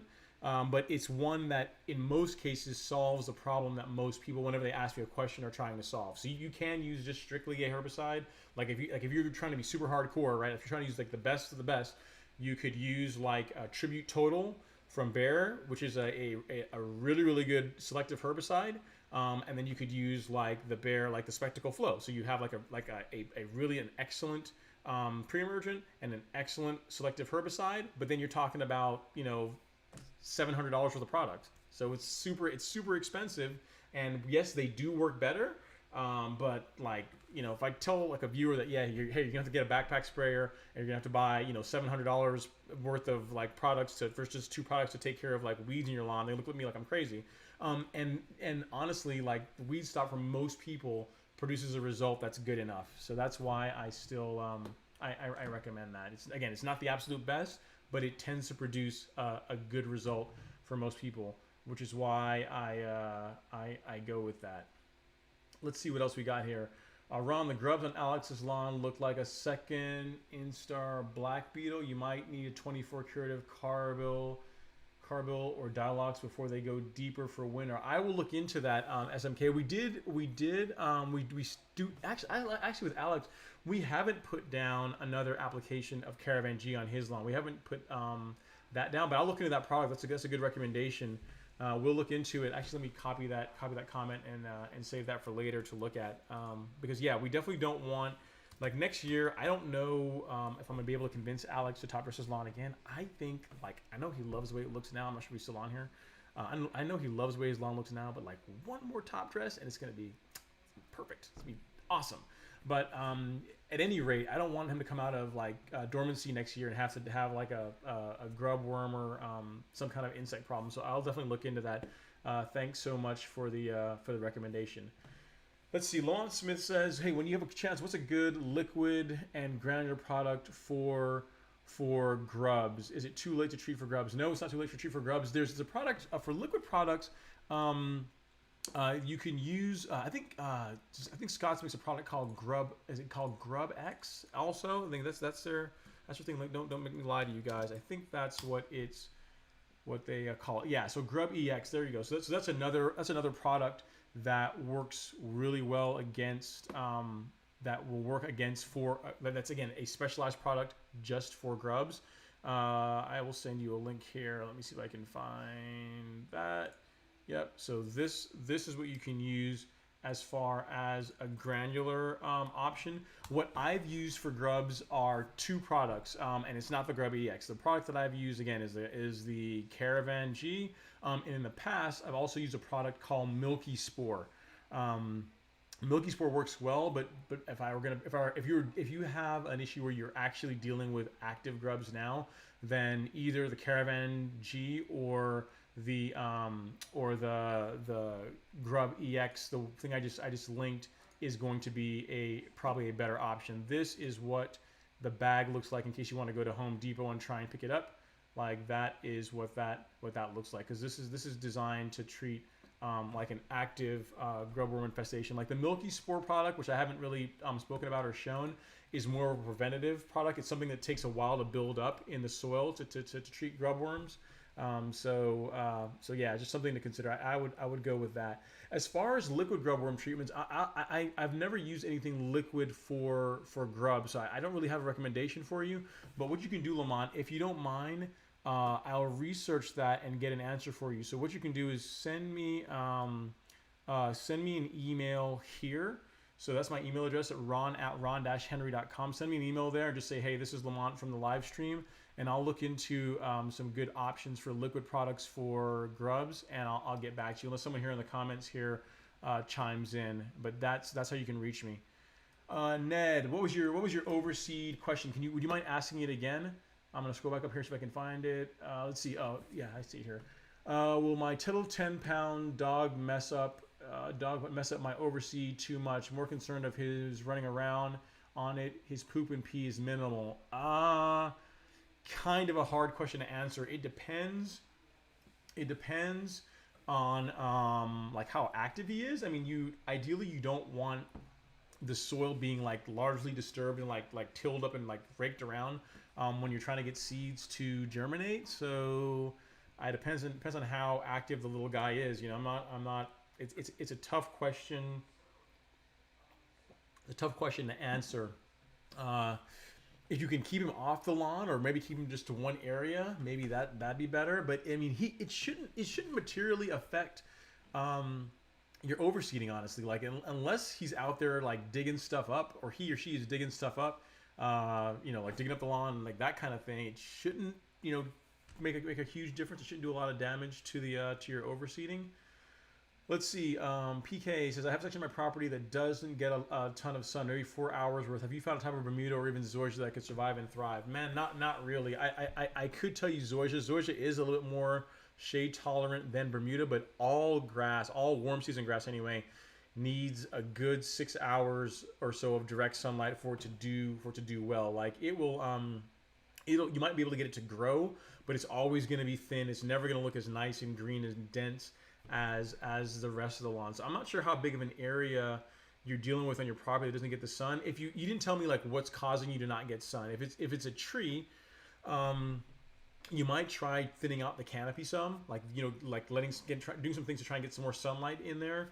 If you're dealing with where the way your house is or where the fence line is to where like it's just shaded for most of the day, you may have to just bite the bullet and like do pavers there or do some kind of a ground cover or something like that, because like I'd hate to tell you to go spend a bunch of money on Bermuda seed or Zoysia sod and then not get a good result. Depends on how much shade you're dealing with, but really for it to, the word you used was thrive, meaning that it's going to look as good as the rest of the lawn. And with 4 hours of sun, it's going to be a challenge. It's going to be a challenge. So let's see, what else do I have? So SMK gave you a great some options. So I'm not sure what SMK does, but I think he might work in the industry, because anytime I look at his comments, he's always got like the throws out several options for fixing whatever the problem is. So I would look into what he's suggesting. I'll do some research myself as well too, but I'm sure what he's offering are like a good head start of things to research that you can use on your lawn. Let's see. Did you see a huge difference after overseeding with Arden 15? It's kind of hard to say. I did see, so there are parts of my lawn where I can see that the green is deeper. That was not that way before. Particularly the area, it's hard to describe. So like if you're looking at my lawn, right? So you're standing on the patio, you're looking at my lawn. If you watch the videos, like the area where the rocks are, that area to the right of the rocks, that area does look a lot better this year. And that was even before I really started putting down any of the carbon products. Like you guys know, I did an experiment with that part of the lawn where I went super heavy with the Carbon Pro G to try and see how much what difference it can make. But even before doing that, that part of the lawn, after I overseeded with Arden 15, has looked greener, has looked better than it has in the past. We'll see though, because remember, overseeding, especially when you're overseeding like an already established lawn, it's going to take a while for it to begin to fill in or to blend between the two. And a viewer corrected me on it. The two grasses never really blend, but it should spread enough to where the color overall looks a little bit more even. So when I say a huge difference, when I'll be able to tell, Neil, is in a couple of months. So whenever the grass starts to go dormant, so when it gets cooler, the Princess 77 and Arden 15 parts of the lawn, like those parts are going to stay greener. So I'll definitely do a video to show you guys that, to see that'll really highlight the parts of the lawn that are where the Arden 15 is doing better. Let's see. So PK was saying, yeah, so it's a fence and then close to the houses. Yeah, so that's just it, man. Like if it's a fence, you're not going to be able to take the fence down, obviously. Yeah, depending on how much you're dealing with, you may have to just like bite the bullet again, do ground cover or like pavers or something, because it's just like you can try Zoysia, but Zoysia is kind of expensive. And another thing too, you didn't tell me what kind of grass you have on the rest of your lawn. You also want to think about how it's going to look too. Like say your rest of your lawn is Bermuda, which definitely needs a lot of sun, and you decide to try Zoysia in that shaded area. Like the two are not going to look the same, both texture and in color. Like Zoysia is a beautiful grass. It has this almost like a fairy tale, like emerald, like lime green look to it. Like looks it's an awesome looking grass. But it also looks a lot different just visually to Bermuda. So even if you could get it to grow, I don't know that you really want to, because it depends on you. It might drive you crazy to see two different grass types near each other. It would drive me crazy, but I mean it just depends on your lawn. So Cheryl says she has a Xeon Zoysia. It thrives in tons of shade. I'm surrounded by woods. Not good for dog urine though. Takes forever to recover. So there you go. There's an option for you. So Cheryl, and I've seen like pictures of her lawn that she sent to me, and it does look pretty awesome. It does look pretty, especially since she started cutting it with a true cut. It looks really good. So if she has a lot of shade and Xeon Zoysia is working well, it might be one you can try. Do this if you can. You have, I don't know if you have my email. Like, show me, like, send me an email with a picture of how much shade we're dealing with. Are we talking about like total darkness, or are we talking about like twilight, or a little bit of, to get an idea? Because like what Cheryl is talking about, where you have your house being surrounded by woods, that is different to like having having like a hard cut where you're seeing like a lot of your lawn is just heavily shaded throughout most of the day. So just something to consider. But yeah, there you go. You have a viewer who has an amazing looking lawn. I've seen her lawn. It looks really, really good. And that could be an option for you. But again, consider that if you don't have Bermuda, if you don't already have Zoysia in your lawn, like it's visually going to look different. It's visually going to look different than Bermuda will. So just something to think about. Awesome guys. So you guys, so most of you guys that have, it looks like most of you guys you're dealing with Zoysia, a lot of Zoysia people, a lot of Bermuda people, pretty awesome. So let's see. So Mike is saying that when you have a fence and a house is close, it's a very tough situation. A wider blade of grass, slightly cut longer, may be the only option aside from Xeriscape. So I mean those are all things for you to consider. All things for you to consider. PK, great. Again, just know what you're getting into, because even if Zoysia will work, make sure that you're good with having two different grass types near each other so that they don't look so it still blends well. So let me talk to you guys now. One question I got from you guys based on the video I recently released on the Miramichi Green product, the BioSpectrum, is which is this guy. So one of the questions I got, and I figured it'd be a good talking point, is how you mix and apply this to your lawn. Someone was asking me that. This is a very fine powder, so it's almost like, I don't really want to open it up because I don't want to make a mess here, but it's like almost like think of like flour, right? So the way you would apply this to your lawn, to your backpack sprayer to put this down, is you want to suspend this stuff in some water and some kind of a liquid prior to adding it to your backpack sprayer. So just something for you guys to consider. So the way I measure it out is Miramichi Green says something like 4.4 ounces thereabouts, anywhere between 2 to 4.4 ounces. That'd be way too much.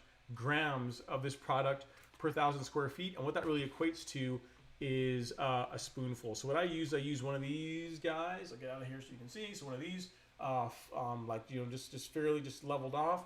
One of those will do about 3,000 square feet. That comes out to about 0.4 ounces. So you throw that in like a container, like not something you're gonna drink out of, but like a container like this with a cup with water.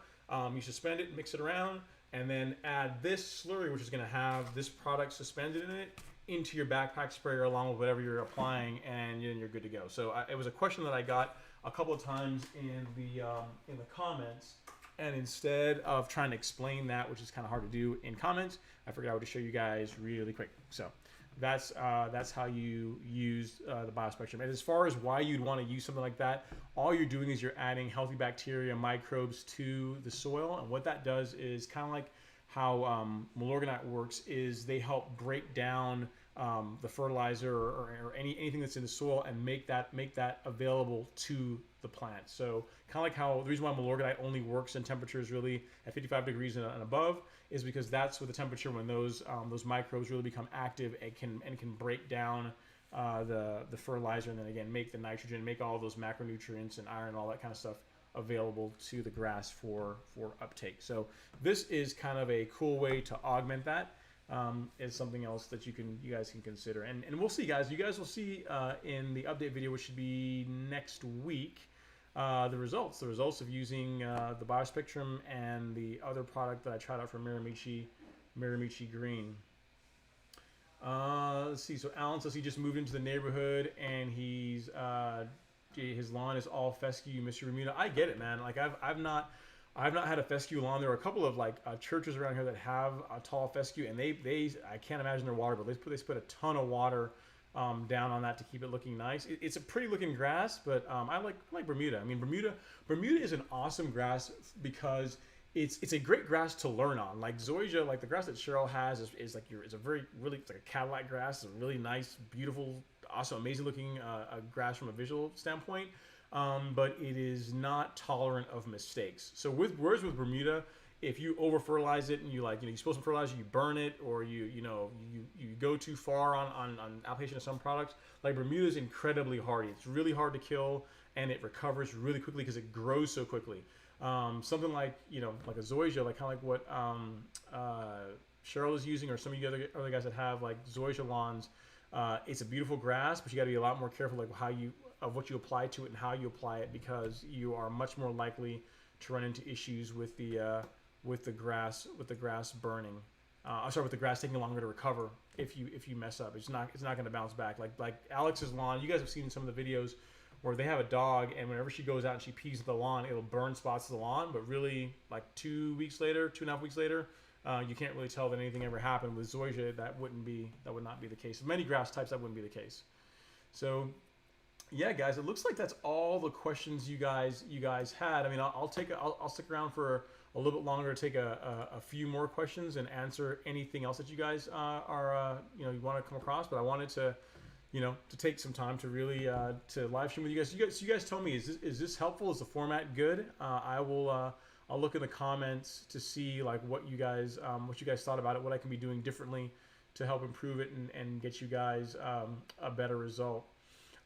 One thing I will also talk about here is some of you guys asked about the 901C, the products from Miramichi Green that I put down, like what the differences are between some of them. So I can talk about that really quickly. So I got, I'll talk about 3 of these. So essentially, there's 3 products that I'm going to highlight, right? So the first is the Release 901C. This is the liquid fertilizer. Another one I'm going to talk about is this guy, which is the Release Zero, which has no fertilizer in it. And then this one is the Nutri-Release, which is less fertilizer in it. So the difference between all these 3, so I spoke to Miramichi Green about all 3 of these products. And the thing about them that you need to know is that the base of most of these products are all pretty much the same, right? The big difference of what you're getting differently between them is that the Release 901C, so this guy, is a liquid fertilizer in addition to having 10% micronized carbon. So this product, the 901C, and this guy, the Release Zero, which has no nitrogen in it, but as you guys can see, it's just micronized carbon, it's 10% carbon. Like these 2 guys from Miramichi Green, if you want like a huge, if you want to add a lot of carbon to your lawn, then these are your go-tos. If you're looking for primarily like healthy bacteria, which the other 2 have as well, but you're not looking to add a lot of nitrogen and you're only looking for like a little bit of carbon, so 2% carbon, you can use the Nutri-Release 202, which you guys can see there. This has 2% nitrogen, 2% potassium, and this also only has 2% of carbon. So this is going to be a little bit less expensive product than the other ones. But if all you're looking to do is add some microbials, add a little bit of carbon, add a little bit of fertilizer to your lawn, this is a great product. The cool thing with all of these is that they can be mixed, they can be blended with your fertilizer. So the thing about especially this guy, like the one that I'm a huge fan of, the 901C is excellent. Like if you're looking for liquid fertilizer, like consider that. But this guy here, the Release Zero with a 10% carbon that has like its only carbon, that's money. Because let's say you're doing like kind of like in the video that you guys will see soon in my my fall update, when I put down my last fall PGR application where I use one of these. The nice thing about the one that's only got carbon in it is that if you say you're already adding liquid fertilizer, so you're using like a Brand Supreme Green, you don't want to also have to hit your lawn with another 9% of nitrogen, right? So you want maybe just the benefits of carbon without having to add additional nitrogen to the lawn. So the Release Zero, which only contains a carbon, is a really good option. In the case of where you're trying to do something where you don't have access to the Brand Supreme Green, and you're looking for a liquid fertilizer to mix with your T-Nex to, again, prevent that yellowing, then the 901C is your go-to. And again, guys, I'm not like sponsored. I don't get paid by Miramichi Green. I don't make any money off of these. Just as a full disclosure, like they send them to me for me to try them out, and I'm sharing that with you guys. But I don't make any money off of these products, right? So it's not like I'm getting paid to say any of this stuff. And as far as where you can get these, Site One is the place where you can pick all these up. But this guy, if you're looking for an option where you want to add carbon to your lawn, and you're looking for a fertilizer to mix with your T-Nex application to prevent yellowing, then this is a good option. Brand Supreme Green is great because it has that iron, but if you're looking for something that's like carbon based, something a little healthier for the soil, then that's a good option. And this will, because it has the carbon, this does with that liquid aeration that I think I got a question about in the comments. So yeah, it's something to consider. So these are really good products. The testing that I've been doing on them so far has been really positive. So yeah, so there's some things I'd consider. So, but Splash Myers, your question about liquid aerating. So anything that contains carbon or like humates, like humic acids, or like the micronized carbon that's in the Miramichi Green products, that is what I think what you're getting to when you talk about liquid aerating. I think it's good in the sense that it frees up, it helps make available a lot of the stuff a lot of the nutrients that are locked up in the soil. It makes them available to the plant, but it doesn't replace, like what liquid aerating does not do. It doesn't, that physical aerating does is it doesn't break up compaction as well as like actually taking like an actual aerating machine and running over your lawn and driving tines in it, because you're literally, when you're using an actual aerating machine, is you're driving spikes. Like you're literally opening up like voids in the turf for like water and air to get in. And if the lawn is tightly compacted, you're opening up voids where the lawn can kind of relax a bit. So I'd say that I would not say these products are a substitute. I would say do both. They're different. They serve different purposes. So hopefully that answers your question. Will I send a link to the different types of Bermuda seeds? Sure. Go hard. Send me an email, and I will send you that. Again, if you don't have my email address, this is it here. It's ron@ron-henry.com. So just drop me an email there and just say, hey, this is Go Hard from the live chat, and hey, you got to send me a link to Bermuda seed types. I mean, there's a couple different websites that talk about different types of Bermuda. And I guess just explain to me a little bit more detail, like what you're looking for. Are you looking for like a link to be able to buy different types of Bermuda grass seeds, or are you just looking for information on different types of seeds? So depending on which one you're after, send me an email there and I will answer you as quickly as I can. SMK, I'm quickly becoming the YouTube Bermuda Don. Can't wait to see what you do in the future. I don't know about that, man. I'm just trying to help people get their lawns better. It's fun. I really enjoy working on my lawn. I enjoy helping Alex with his lawn, and I enjoy helping you guys. If I make a little bit of money, to be able to pay for my fertilizer along the way, fine. But the one thing that I can guarantee you guys is I'm never ever going to recommend anything to you that I don't use personally, and two, is not going to make your lawn better. Like, again, most of the stuff, the things that I recommend, most of the products that I review, I don't make any money off of them. And for some of them, like the fertilizers, like the Lebanon turf fertilizers that I really like, currently anyway, there's no real way for me to make any money off of them. But I still recommend them because, in my opinion, they are the best when it comes to value for money. So like, there are probably fertilizers that are a little bit more exotic that you can spend more money on. But for when you balance value cost versus what you get, I think they represent tremendous value. So it's great. Will, thanks for the great information. What's the best way to get rid of a mole in your yard? They're wreaking havoc. You know what? I've never had to deal with moles, Will. So I'm not sure on that one. Let me do some research and I'll get back to you on that.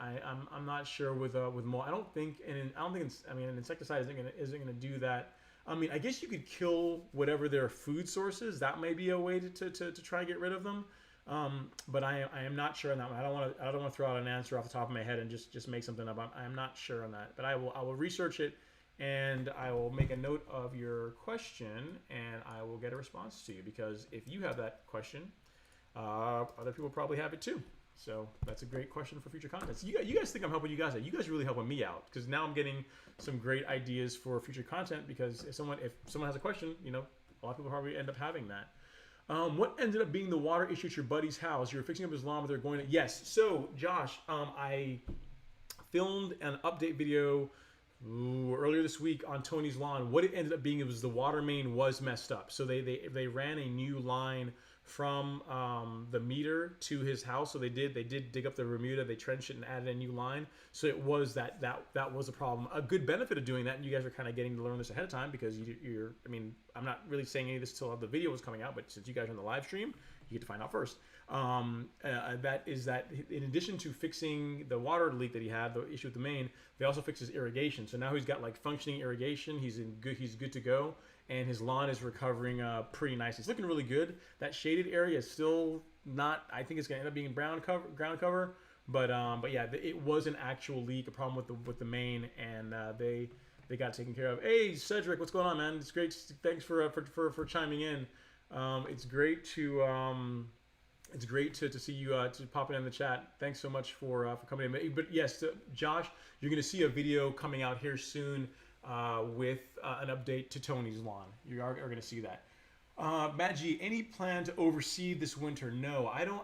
I'm not a huge fan of overseeding with rye in the winter for Bermuda. And here's why. I kind of covered this in my live stream that didn't go so well when I was doing some testing. We'll dig into it. We'll cover it again. In theory, you would think that overseeding your lawn with rye would produce a really pretty lawn, and it would look. You're gonna get like a nice. You can have like the best of both worlds, right? You're gonna have green lawn, green Bermuda in the summertime, and you're gonna have green rye in the wintertime. The thing that you're forgetting is there's this period, this thing called the transition period, right? So there's a time when the Bermuda's going dormant and the rye's coming out of dormancy, or in this case, is starting to germinate. But more importantly, in the spring, when the rye is starting to die off and the Bermuda's trying to come out of dormancy, now you're dealing with two different grass types that are fighting with each other for resources. You have to be more careful, like what herbicides you use, because like some that are really safe for Bermuda, rye doesn't like. And to be completely honest, I don't want to have to mow my grass when it's like 30 degrees outside.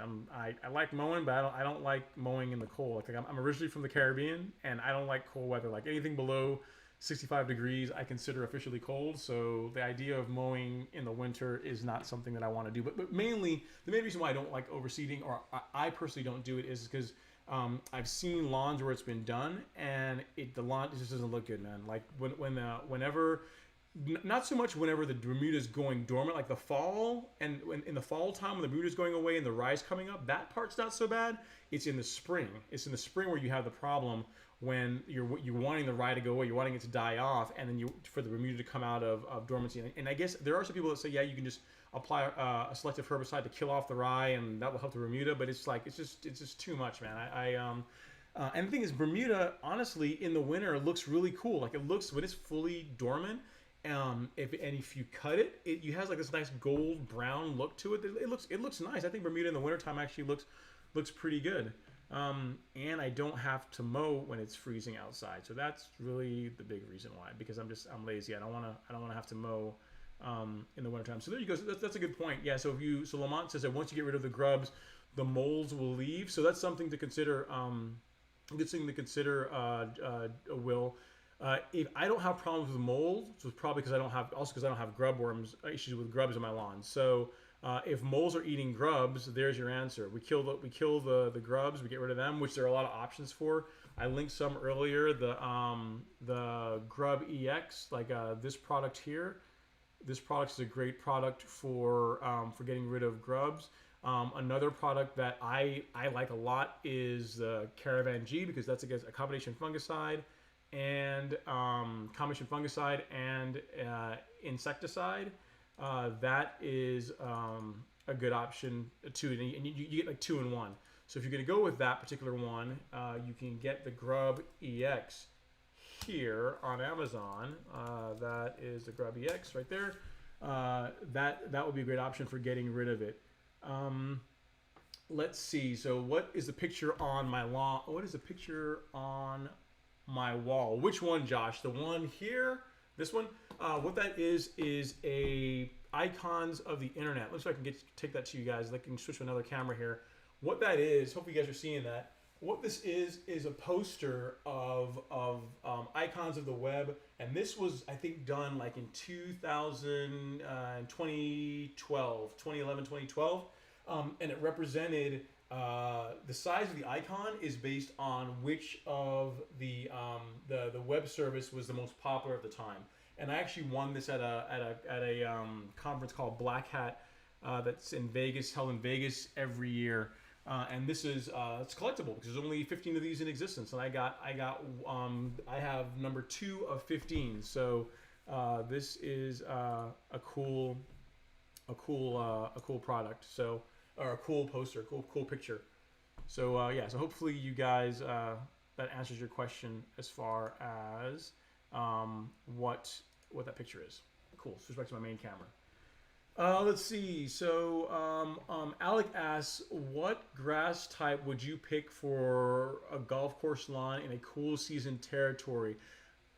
Kentucky bluegrass looks really awesome. If you guys have not looked at like Ryan Knorr's channel, like if you want to see a cool season grass done right, there you go. Him, or I think Connor Ward is also cool.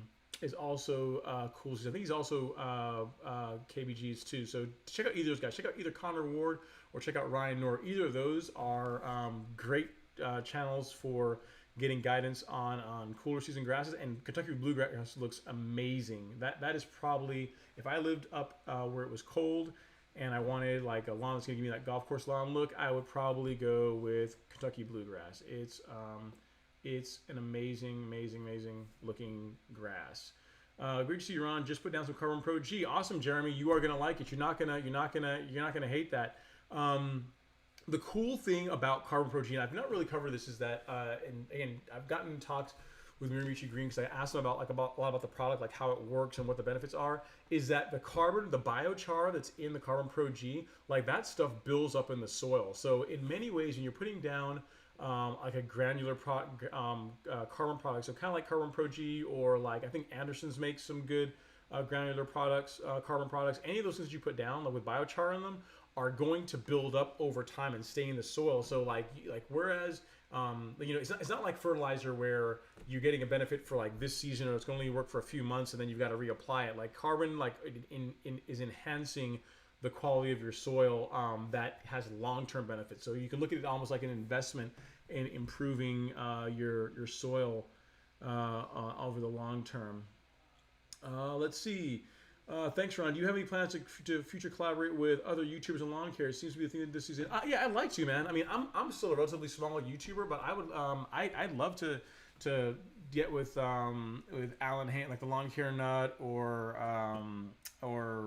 Ryan or Connor, any of those guys. I need to figure out a way to reach out to them and see. But yeah, I'd like to. It'd be cool because I think it's fun for you guys, because think about it, if we do a live stream, especially where you have people that are dealing with different grass types, like Ryan is really big on the cool season grass, and I'm really big on warm season grasses. Like it's even better for you guys. It's a win-win because then you get both of your questions answered. So when you guys come out with like the Kentucky bluegrass questions, he's gonna be able to tell you like all the secret sauce and fertilizers that he likes and the products that he likes, and get the best result out of that. And I can answer the warm season questions. So yeah, it's something I'd absolutely like to do. Definitely at some point. It's something I have to reach out to them and see if they'd be interested in doing it. Again, I'm pretty small, so they might not. They're like, yeah, grow up some more first before we'll talk to you. We'll see though. I'd love to collaborate with them. Let's see. What's my day job? As mentioned, Black Hat. Yeah, I'm a hacker. So yeah. So my day job, I am I work in the information security industry. That's the best way of I guess this is as far as I'm going to go into like what I do for work. I mean, I'm pretty easy to find. If you look up like Ron Henry in LinkedIn, you'll see like where I've worked and what I do, and like I got a high level of what I'm about career wise. But yeah, I work in information security. I've done a combination of things from penetration testing, which is like offensive work. So like companies paying me to break into their network or to assess the security of their products. And also doing defensive work, which is trying to prevent people like me from breaking into said networks and taking advantage of said products. So a mixture of both. But yes, I'm very heavily involved in information security industry these days, more on the defensive side than the offensive side. So that is my answer to that. PGRs can be used in overseeding with bluegrass. It slows down the existing turf. It allows the new plants to germinate and grow. So there you go. LG just gave you an answer to your question, man. So yeah. So if you can use. I mean, here's the thing with PGR. A lot of this season, I applied PGR. I starting in late April, and I've been applying it every month religiously, even up to now. So the one thing that you guys can, the question you often get is, if you apply PGR in your top dressing, is it going to hurt the top dressing? Is it going to make the lawn not come back? And I mean, materially, yes, it's going to slow down like how quickly it recovers, but I don't think materially so, because literally, if you guys look at my lawn, you guys saw how quickly my lawn recovered, and it's had PGR the entire time, like from the first top dressing job up until the major one with sand all over the place, where it was like the front lawn was a beach. Like, it's had PGR the entire time. It's been under regulation the entire time, and the lawn still recovered really well. So for overseeding, I can see LG's point, where it would where there could be some benefits that it's going to not outcompete the new grasses trying to come in. Let's see, go hard. Pete with GCI is a great guy also. Cool, yeah, man. I'll have to look into that. So Ryan is perennial rye guy. I know he's a cool season grass guy. I'm not sure between him or Connor. That's the bluegrass. Perhaps it's Connor. That's bluegrass. But yeah, but it's cool, man. Yeah, but any of those, all their lawns look amazing. So I would use one of the grass types that they're using, either Kentucky bluegrass or rye. One of those would work out pretty well. Yeah, those guys do really good content, and their lawns look amazing. So if you are looking for someone to tell you about cool season grass, check them out. But cool, guys. Any more questions? Anything else that you guys want to cover? I've gone over most of what I think I wanted to. Torrance. I've gone over most of what I want to go through. I wanted to kind of to discuss the whole concept of creating a golf course lawn. Most of you guys that are on here are pretty hardcore already as it is. Like, you're not like a lot of the new guys that are really trying to come in and get advice. Like, you're already doing a lot of the things that I talk about as far as like regular mowing and fertilizing and PGR and pre-emergent. Like, a lot of you guys are pretty knowledgeable in the sense that you guys know. You already know a lot of the stuff that I'm covering, but it'd be interesting. If you guys found this useful, definitely let me know in the comments below. Leave a comment, and also let me also leave in the comments if there's some topic that you guys want me to cover. I got some ideas from some of the questions you guys asked about some future videos that I need to make, and when I do future live streams, if you guys want me to continue doing these, that I can cover as well. What was the last question to see? Hey, Ryan, in your opinion, any more time left to put down any more fertilizer for one last green up? Yeah, so Jeremy, yes. So, I mean, here's the thing. It depends on where you are.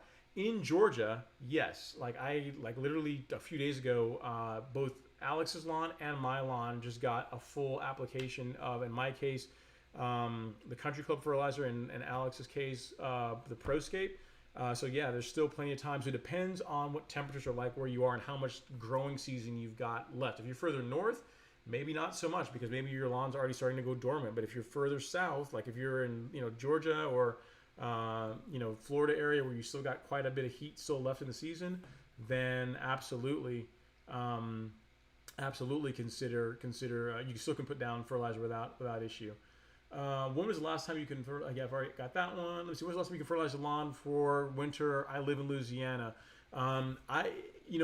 David, so it depends on when your lawn has gone dormant in the past. Typically, I'd say October is the last time you really want to put down any fertilizer on a warm season grass around that time of year. Like early to mid October is around the time when you'd want to start really limiting that. And I would not use a full strength fertilizer. I would definitely go with like something that's slow release, like Milorganite. Like in my lawn, Milorganite is going to be the product that I'm going to be putting down the next time I fertilize before the Bermuda goes dormant. So I would use a slow release. But yes, you can still put down a fertilizer at this point. No problem at all. Josh asked, are you scouting before you top dress your lawn? No, not really. So what I would say, well, yes and no. I don't scout the lawn down to dirt. For what I've found in my testing is that an inch is about the sweet spot for warm season grass when it comes to top dressing. So, because the thing is, you can be super, super short, and that's fine because it makes it easier for you to see where the low spots are and to get the lawn level.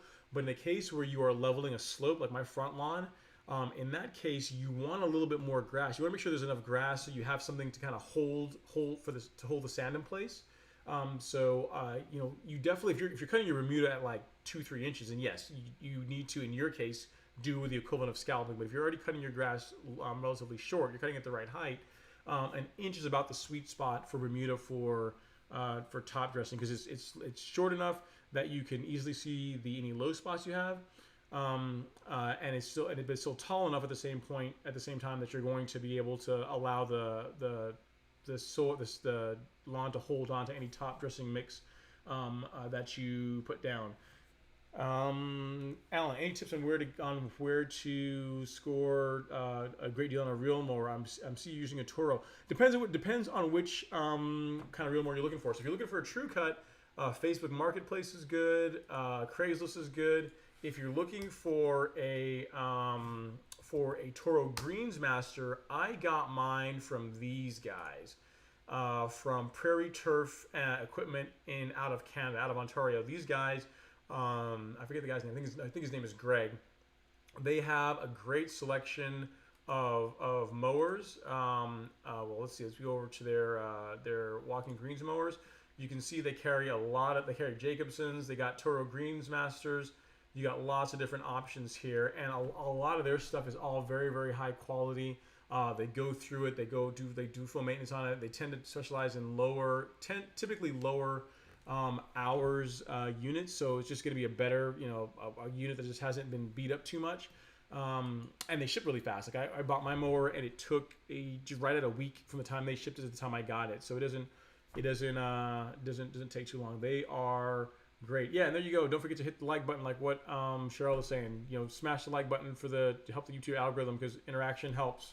Yeah, like, subscribe. If you guys are not yet subscribed, if any of you guys are joining for the first time and you're not yet subscribers, consider subscribing. It would really help me out. I'd appreciate it. And hit the like button. It costs you nothing, and it really helps me. So definitely do that if you guys have not done it as yet. Ross asks, I live in South Carolina. I have a Bermuda lawn, and I need to level. Would you recommend sand or sand compost mix? It depends, Ross. So if you are trying to also feed the lawn, when you're also putting down as part of your top dressings, so leveling is not your only goal, then doing a combination of sand and compost or topsoil of some sort is going to be good. It's going to give you a great result. The downside of that is the likelihood of you introducing weeds into your lawn is also slightly higher. If you go 100% sand, you're going to get a better job with leveling. It's not going to break down, not nearly as quickly as a sand compost / topsoil blend is going to, but you're getting less benefit from a standpoint of adding nutrients. I did both to my lawn this year. So if you look at my videos, and I'll link them here. I'll find them both for you guys to link. I did first time was just strictly sand and it was sand and topsoil, a blend. That worked out really well. And the second time, which was the heavier top dressing job, I did 100% sand, and the lawn recovered really well too.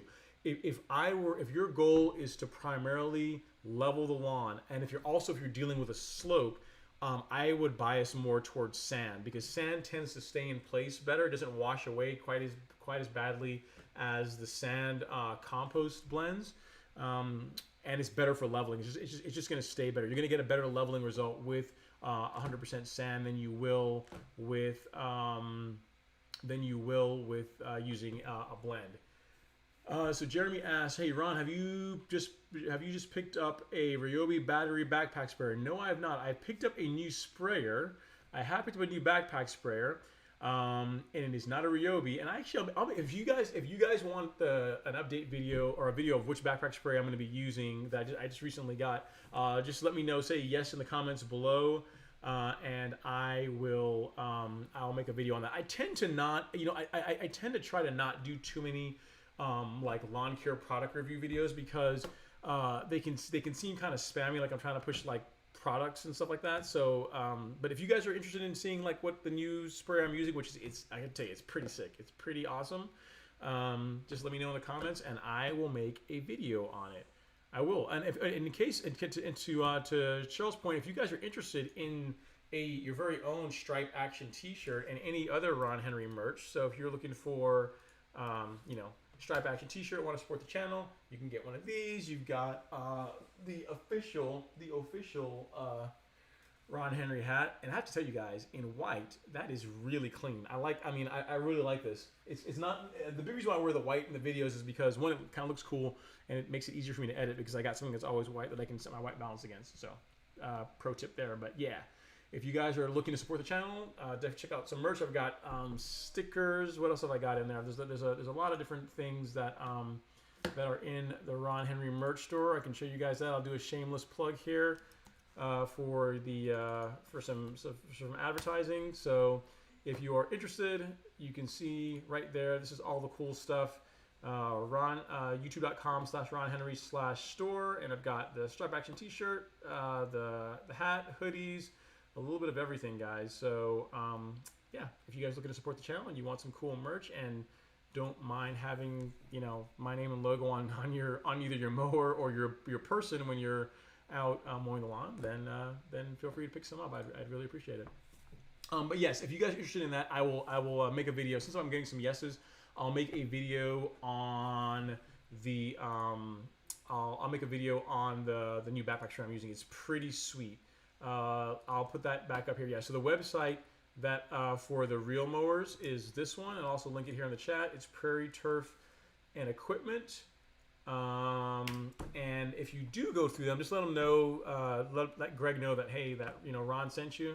Just let them know that, hey, because of the, you know, I really like the mower and it was a great product. They ship really fast, and that you heard about it from here.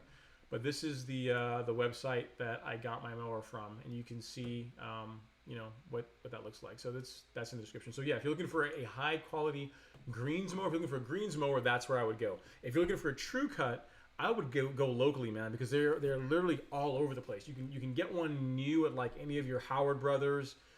They will carry them. I don't think Home Depot carries them, but like Howard Brothers, those kind of places will carry them. If you're looking for a great deal on one, check out Keystone Equipment Rental in Duluth, Georgia. Those guys, they're the ones that we rented all the equipment from when we did the top dressing of Alex's lawn. They're really good guys. Yeah, they're really good guys, and they have really good pricing on greens mowers. So yeah, but yeah, as Cheryl is saying, yeah, if you don't like green, and I'll come back to the Stripe Action T-shirt. If you don't like green, you've got like a bluish baby blue color. You've got a gray, yellow. You know, you've got all kinds of options. Now, I had to limit the colors because the print is going to be in black, but you've got tons of different options. I personally like the green, but if that's not for you, if you like a white T-shirt, you've got tons of options to get your personalized stripe action. Let's see. Do I dethatch my lawn? Splash Myers? No, not really. I've done it one time. If you guys want to, well, and I say dethatch. What I really did is I verticut the lawn, which is pretty much along the lines of the same thing. The result is very similar. And if you're interested in seeing that video of where I verticut my lawn, I will link that here. I will tell you, the reason why I don't like it is that it creates an incredible mess. It creates an incredible mess on the lawn. So right here is the link to that video. So if you guys are interested in seeing the part 1 of the lawn getting verticut, you can see some heavy equipment actually going on the lawn and it being verticut. And then if you're actually seeing the results, this is the follow-up video to it. So this is all about verticutting. So verticutting series. There you go. Series. Yep. So that's it. So that's everything you want to say about verticutting. I'm not a big fan of it because it creates a huge mess, and honestly, I didn't see a ton of benefit. I personally did not see a ton of benefit. I think if you have a lot of thatch buildup in your lawn, so say you inherited a lawn that was never really taken care of, or you've been cutting your lawn super tall for a long time, where you've got that thatch buildup, then perhaps verticutting is something you want to consider doing to your lawn to kind of thin it out a little bit. But remember, my lawn is really at this point this year only 6 years old, and it's been fairly well taken care of, right? So I've never really had a huge problem with thatch building up. So for me, in my particular case, I didn't see a lot of benefit from it. But for you might, depending on what your lawn is like, you might see some benefit. But I typically don't do it because I don't see a whole ton of reason to do that. Jeremy, yeah, for martial arts, I study the style of martial arts I both teach and train in is Tang Sudo. It's it is a discipline that is like related. So everyone's heard of Taekwondo. It's a Korean martial arts style, and it is a sister to Taekwondo. Taekwondo is like more focused on sports. So you'll see that in the Olympics and a lot of tournaments. And Tang Sudo, which is the one that I practice, is more artistic. Like we do a lot of weapons forms and self-defense. As far as like there's a big self-defense aspect to it that is not as much in Taekwondo, which is more striking and lots of kicking and that kind of thing. But they're basically cousins. One more artistic, one more focused on competition and whatnot. So yeah, that's what that is what I train in. But yeah, guys, that's a ton of what I wanted to go over. Hopefully you guys found this useful, and I'll continue making these if you guys do, because again, I figure it's a good way for me to be able to interact with you guys as the season comes to a close. Like the number of videos I'm going to release during the fall is going to slowly taper off because there's frankly just not as much stuff happening in the lawn, and I want to make sure that that a lot of the content, or not a lot, but as much of the content I make for you guys is helpful. It's actually useful stuff. I don't want to just put out content just to get views and just to continue just to post videos just for sake of posting videos. I want to create stuff that you guys are going to see some benefit from. So I figure the live stream is a great way to do that. It allows me to stay plugged in with you guys at least once a week. I can at least get on here. We can answer questions and talk about lawn care or anything else you guys got going on. And I think it's a good segue to that. Actually, no live giveaway on a Friday night. I was thinking about doing a giveaway of one of these of a my soil test kit. And the way we can do it, 'cause I mean, I wasn't gonna go forward with that, but I guess since you guys actually brought it up and are interested in that, if you guys can drop in the comments, because this is something that we'll see if those of you that pay attention, because I don't want someone that just kind of shows up to not to be able to be eligible. So in the comments, go ahead and list the pre-emergent that I probably talk about more than any other pre-emergent. So everyone can go ahead and list that, and then I'll take all those names and I will pick one at random after this and get in touch with you. And I will we'll get a soil test kit sent out to you, a free one sent out. So I'll give you guys 30 seconds starting now. So what is the question is, what is the pre-emergent that I always recommend, the product that I always say, hey, if you got weeds in your lawn, this is what you should be using. So we'll take 30 seconds and see how many what you guys come back with, and then we'll go into a random drawing, and then I will I'll notify you guys to reach out to me and go from there. I'll get in touch with you. Try weed and feed. Yep. So you got 15 seconds left. So we got 1, 2, 3, 4. Weed stop. Soil sample giveaway. No clue. Lawn Whisperer, you're a subscriber though, man. You don't even watch the videos. And time. Okay, so we've got, starting from K Ward, we've got K Ward down to let's see, down to Splash Myers. So what I'm going to do is number between a random number between 1 and how many people do we have here? We had 1, 2, 3, 4, 5, 6, 7, 8, 9, 10, 11, 12, 13. We'll do 13. So 1 and 13 because I'm closing it out now. So random number between 1 and 13. So what you're gonna do? So here's the deal. I got my random number generator up here. You guys can see me do this live, so I'm not gonna be cheating. So I'm gonna hit generate, and the number is 4. So let me scroll up and see. So we had K Ward, Cheryl, Alec, Jurassic Park Go Free. So it looks like Jurassic Park Go Free is the winner. Actually, I'm going to do 2 kits. So Jurassic Park Go Free is the winner. He's going to get one of them. So Jurassic Park Go Free, if you can, send me an email here with your email address. I just need your email address. I don't need your actual mailing address. I'll reach out to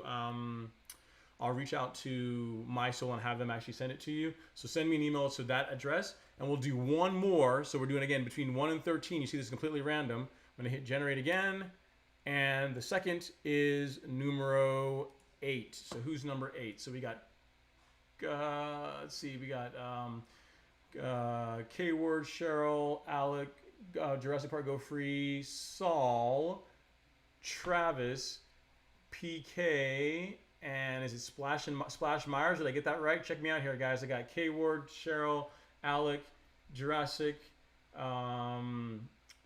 Saul, Travis, PK, and Lawn Whisperer had nothing, so we're gonna say Splash. That's number 8, right? Am I right on that? Okay, so if so, I think I did that do that well. So Splash, if you can, send me an email address to there, ron@ron-henry.com, and I will get a soil test kit sent out to you. And you know what? I'll continue to do these. I'll keep doing them. And so you 2 guys, you won this week, but now you're disqualified from the future ones. So assuming I'm doing a soil test kit. But yeah, that's awesome. That's cool. So you guys actually pay attention. So now I have to do a more difficult one, because now, because the thing is, I want to reward people that watch the live stream, but I also want to reward like viewers that actually watch a lot of the content. So in the live stream, the way it's going to work is at some point in the live stream, I am going to talk about some topic or something, and then the giveaway is going to be based on if you got that. So so cool. So guys, definitely get your. I will get that sent out to you. So email me. I'm gonna keep track of this. If you guys don't email me, I'm gonna pick someone else to send them to. But definitely shoot me an email, and we will get that sent out to you guys. So a soil test kit. Let me make a note of that so I don't mess it up. Cool.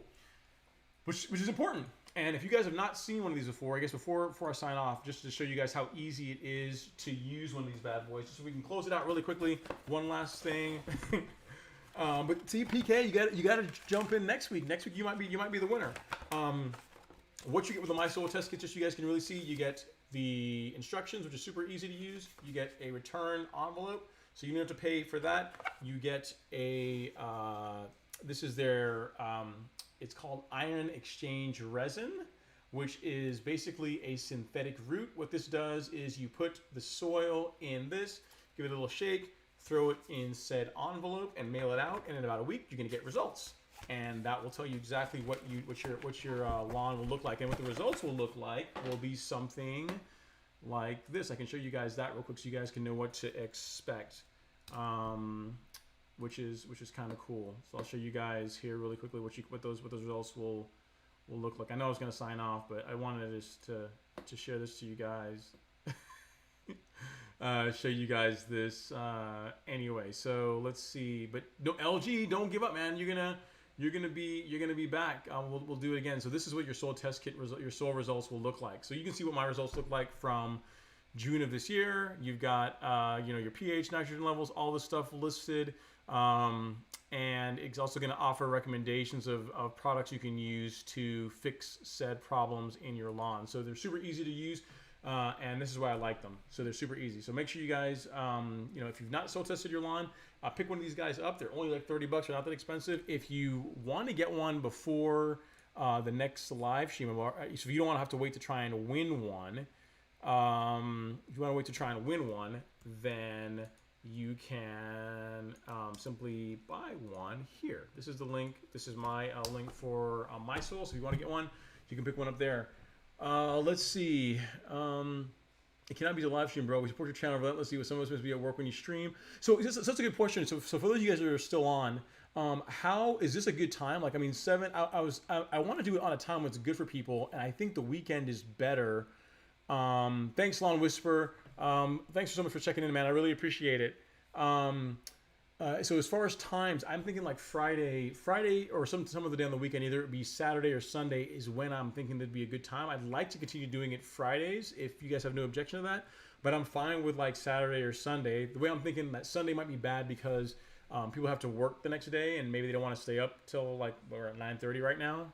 But you know, you guys tell me if Sunday works better, we can do that, or we can do it Saturday. But yeah, for now, I think Friday will be the go-to for the time being. But yeah, this is going to be a regular thing. If you guys are enjoying it, I'm going to come up with the format's going to be, I'm going to come up with a topic that I'm going to talk about.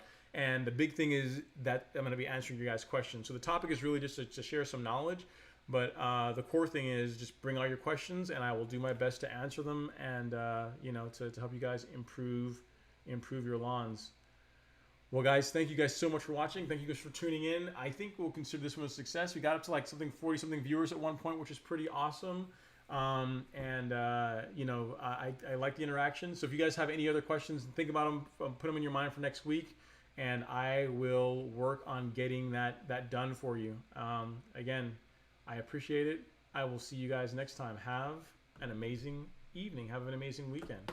And if you've not planned to, get out and mow your lawn this weekend. You know, it's always a good time to mow, especially when the weather's nice. So until next time, guys.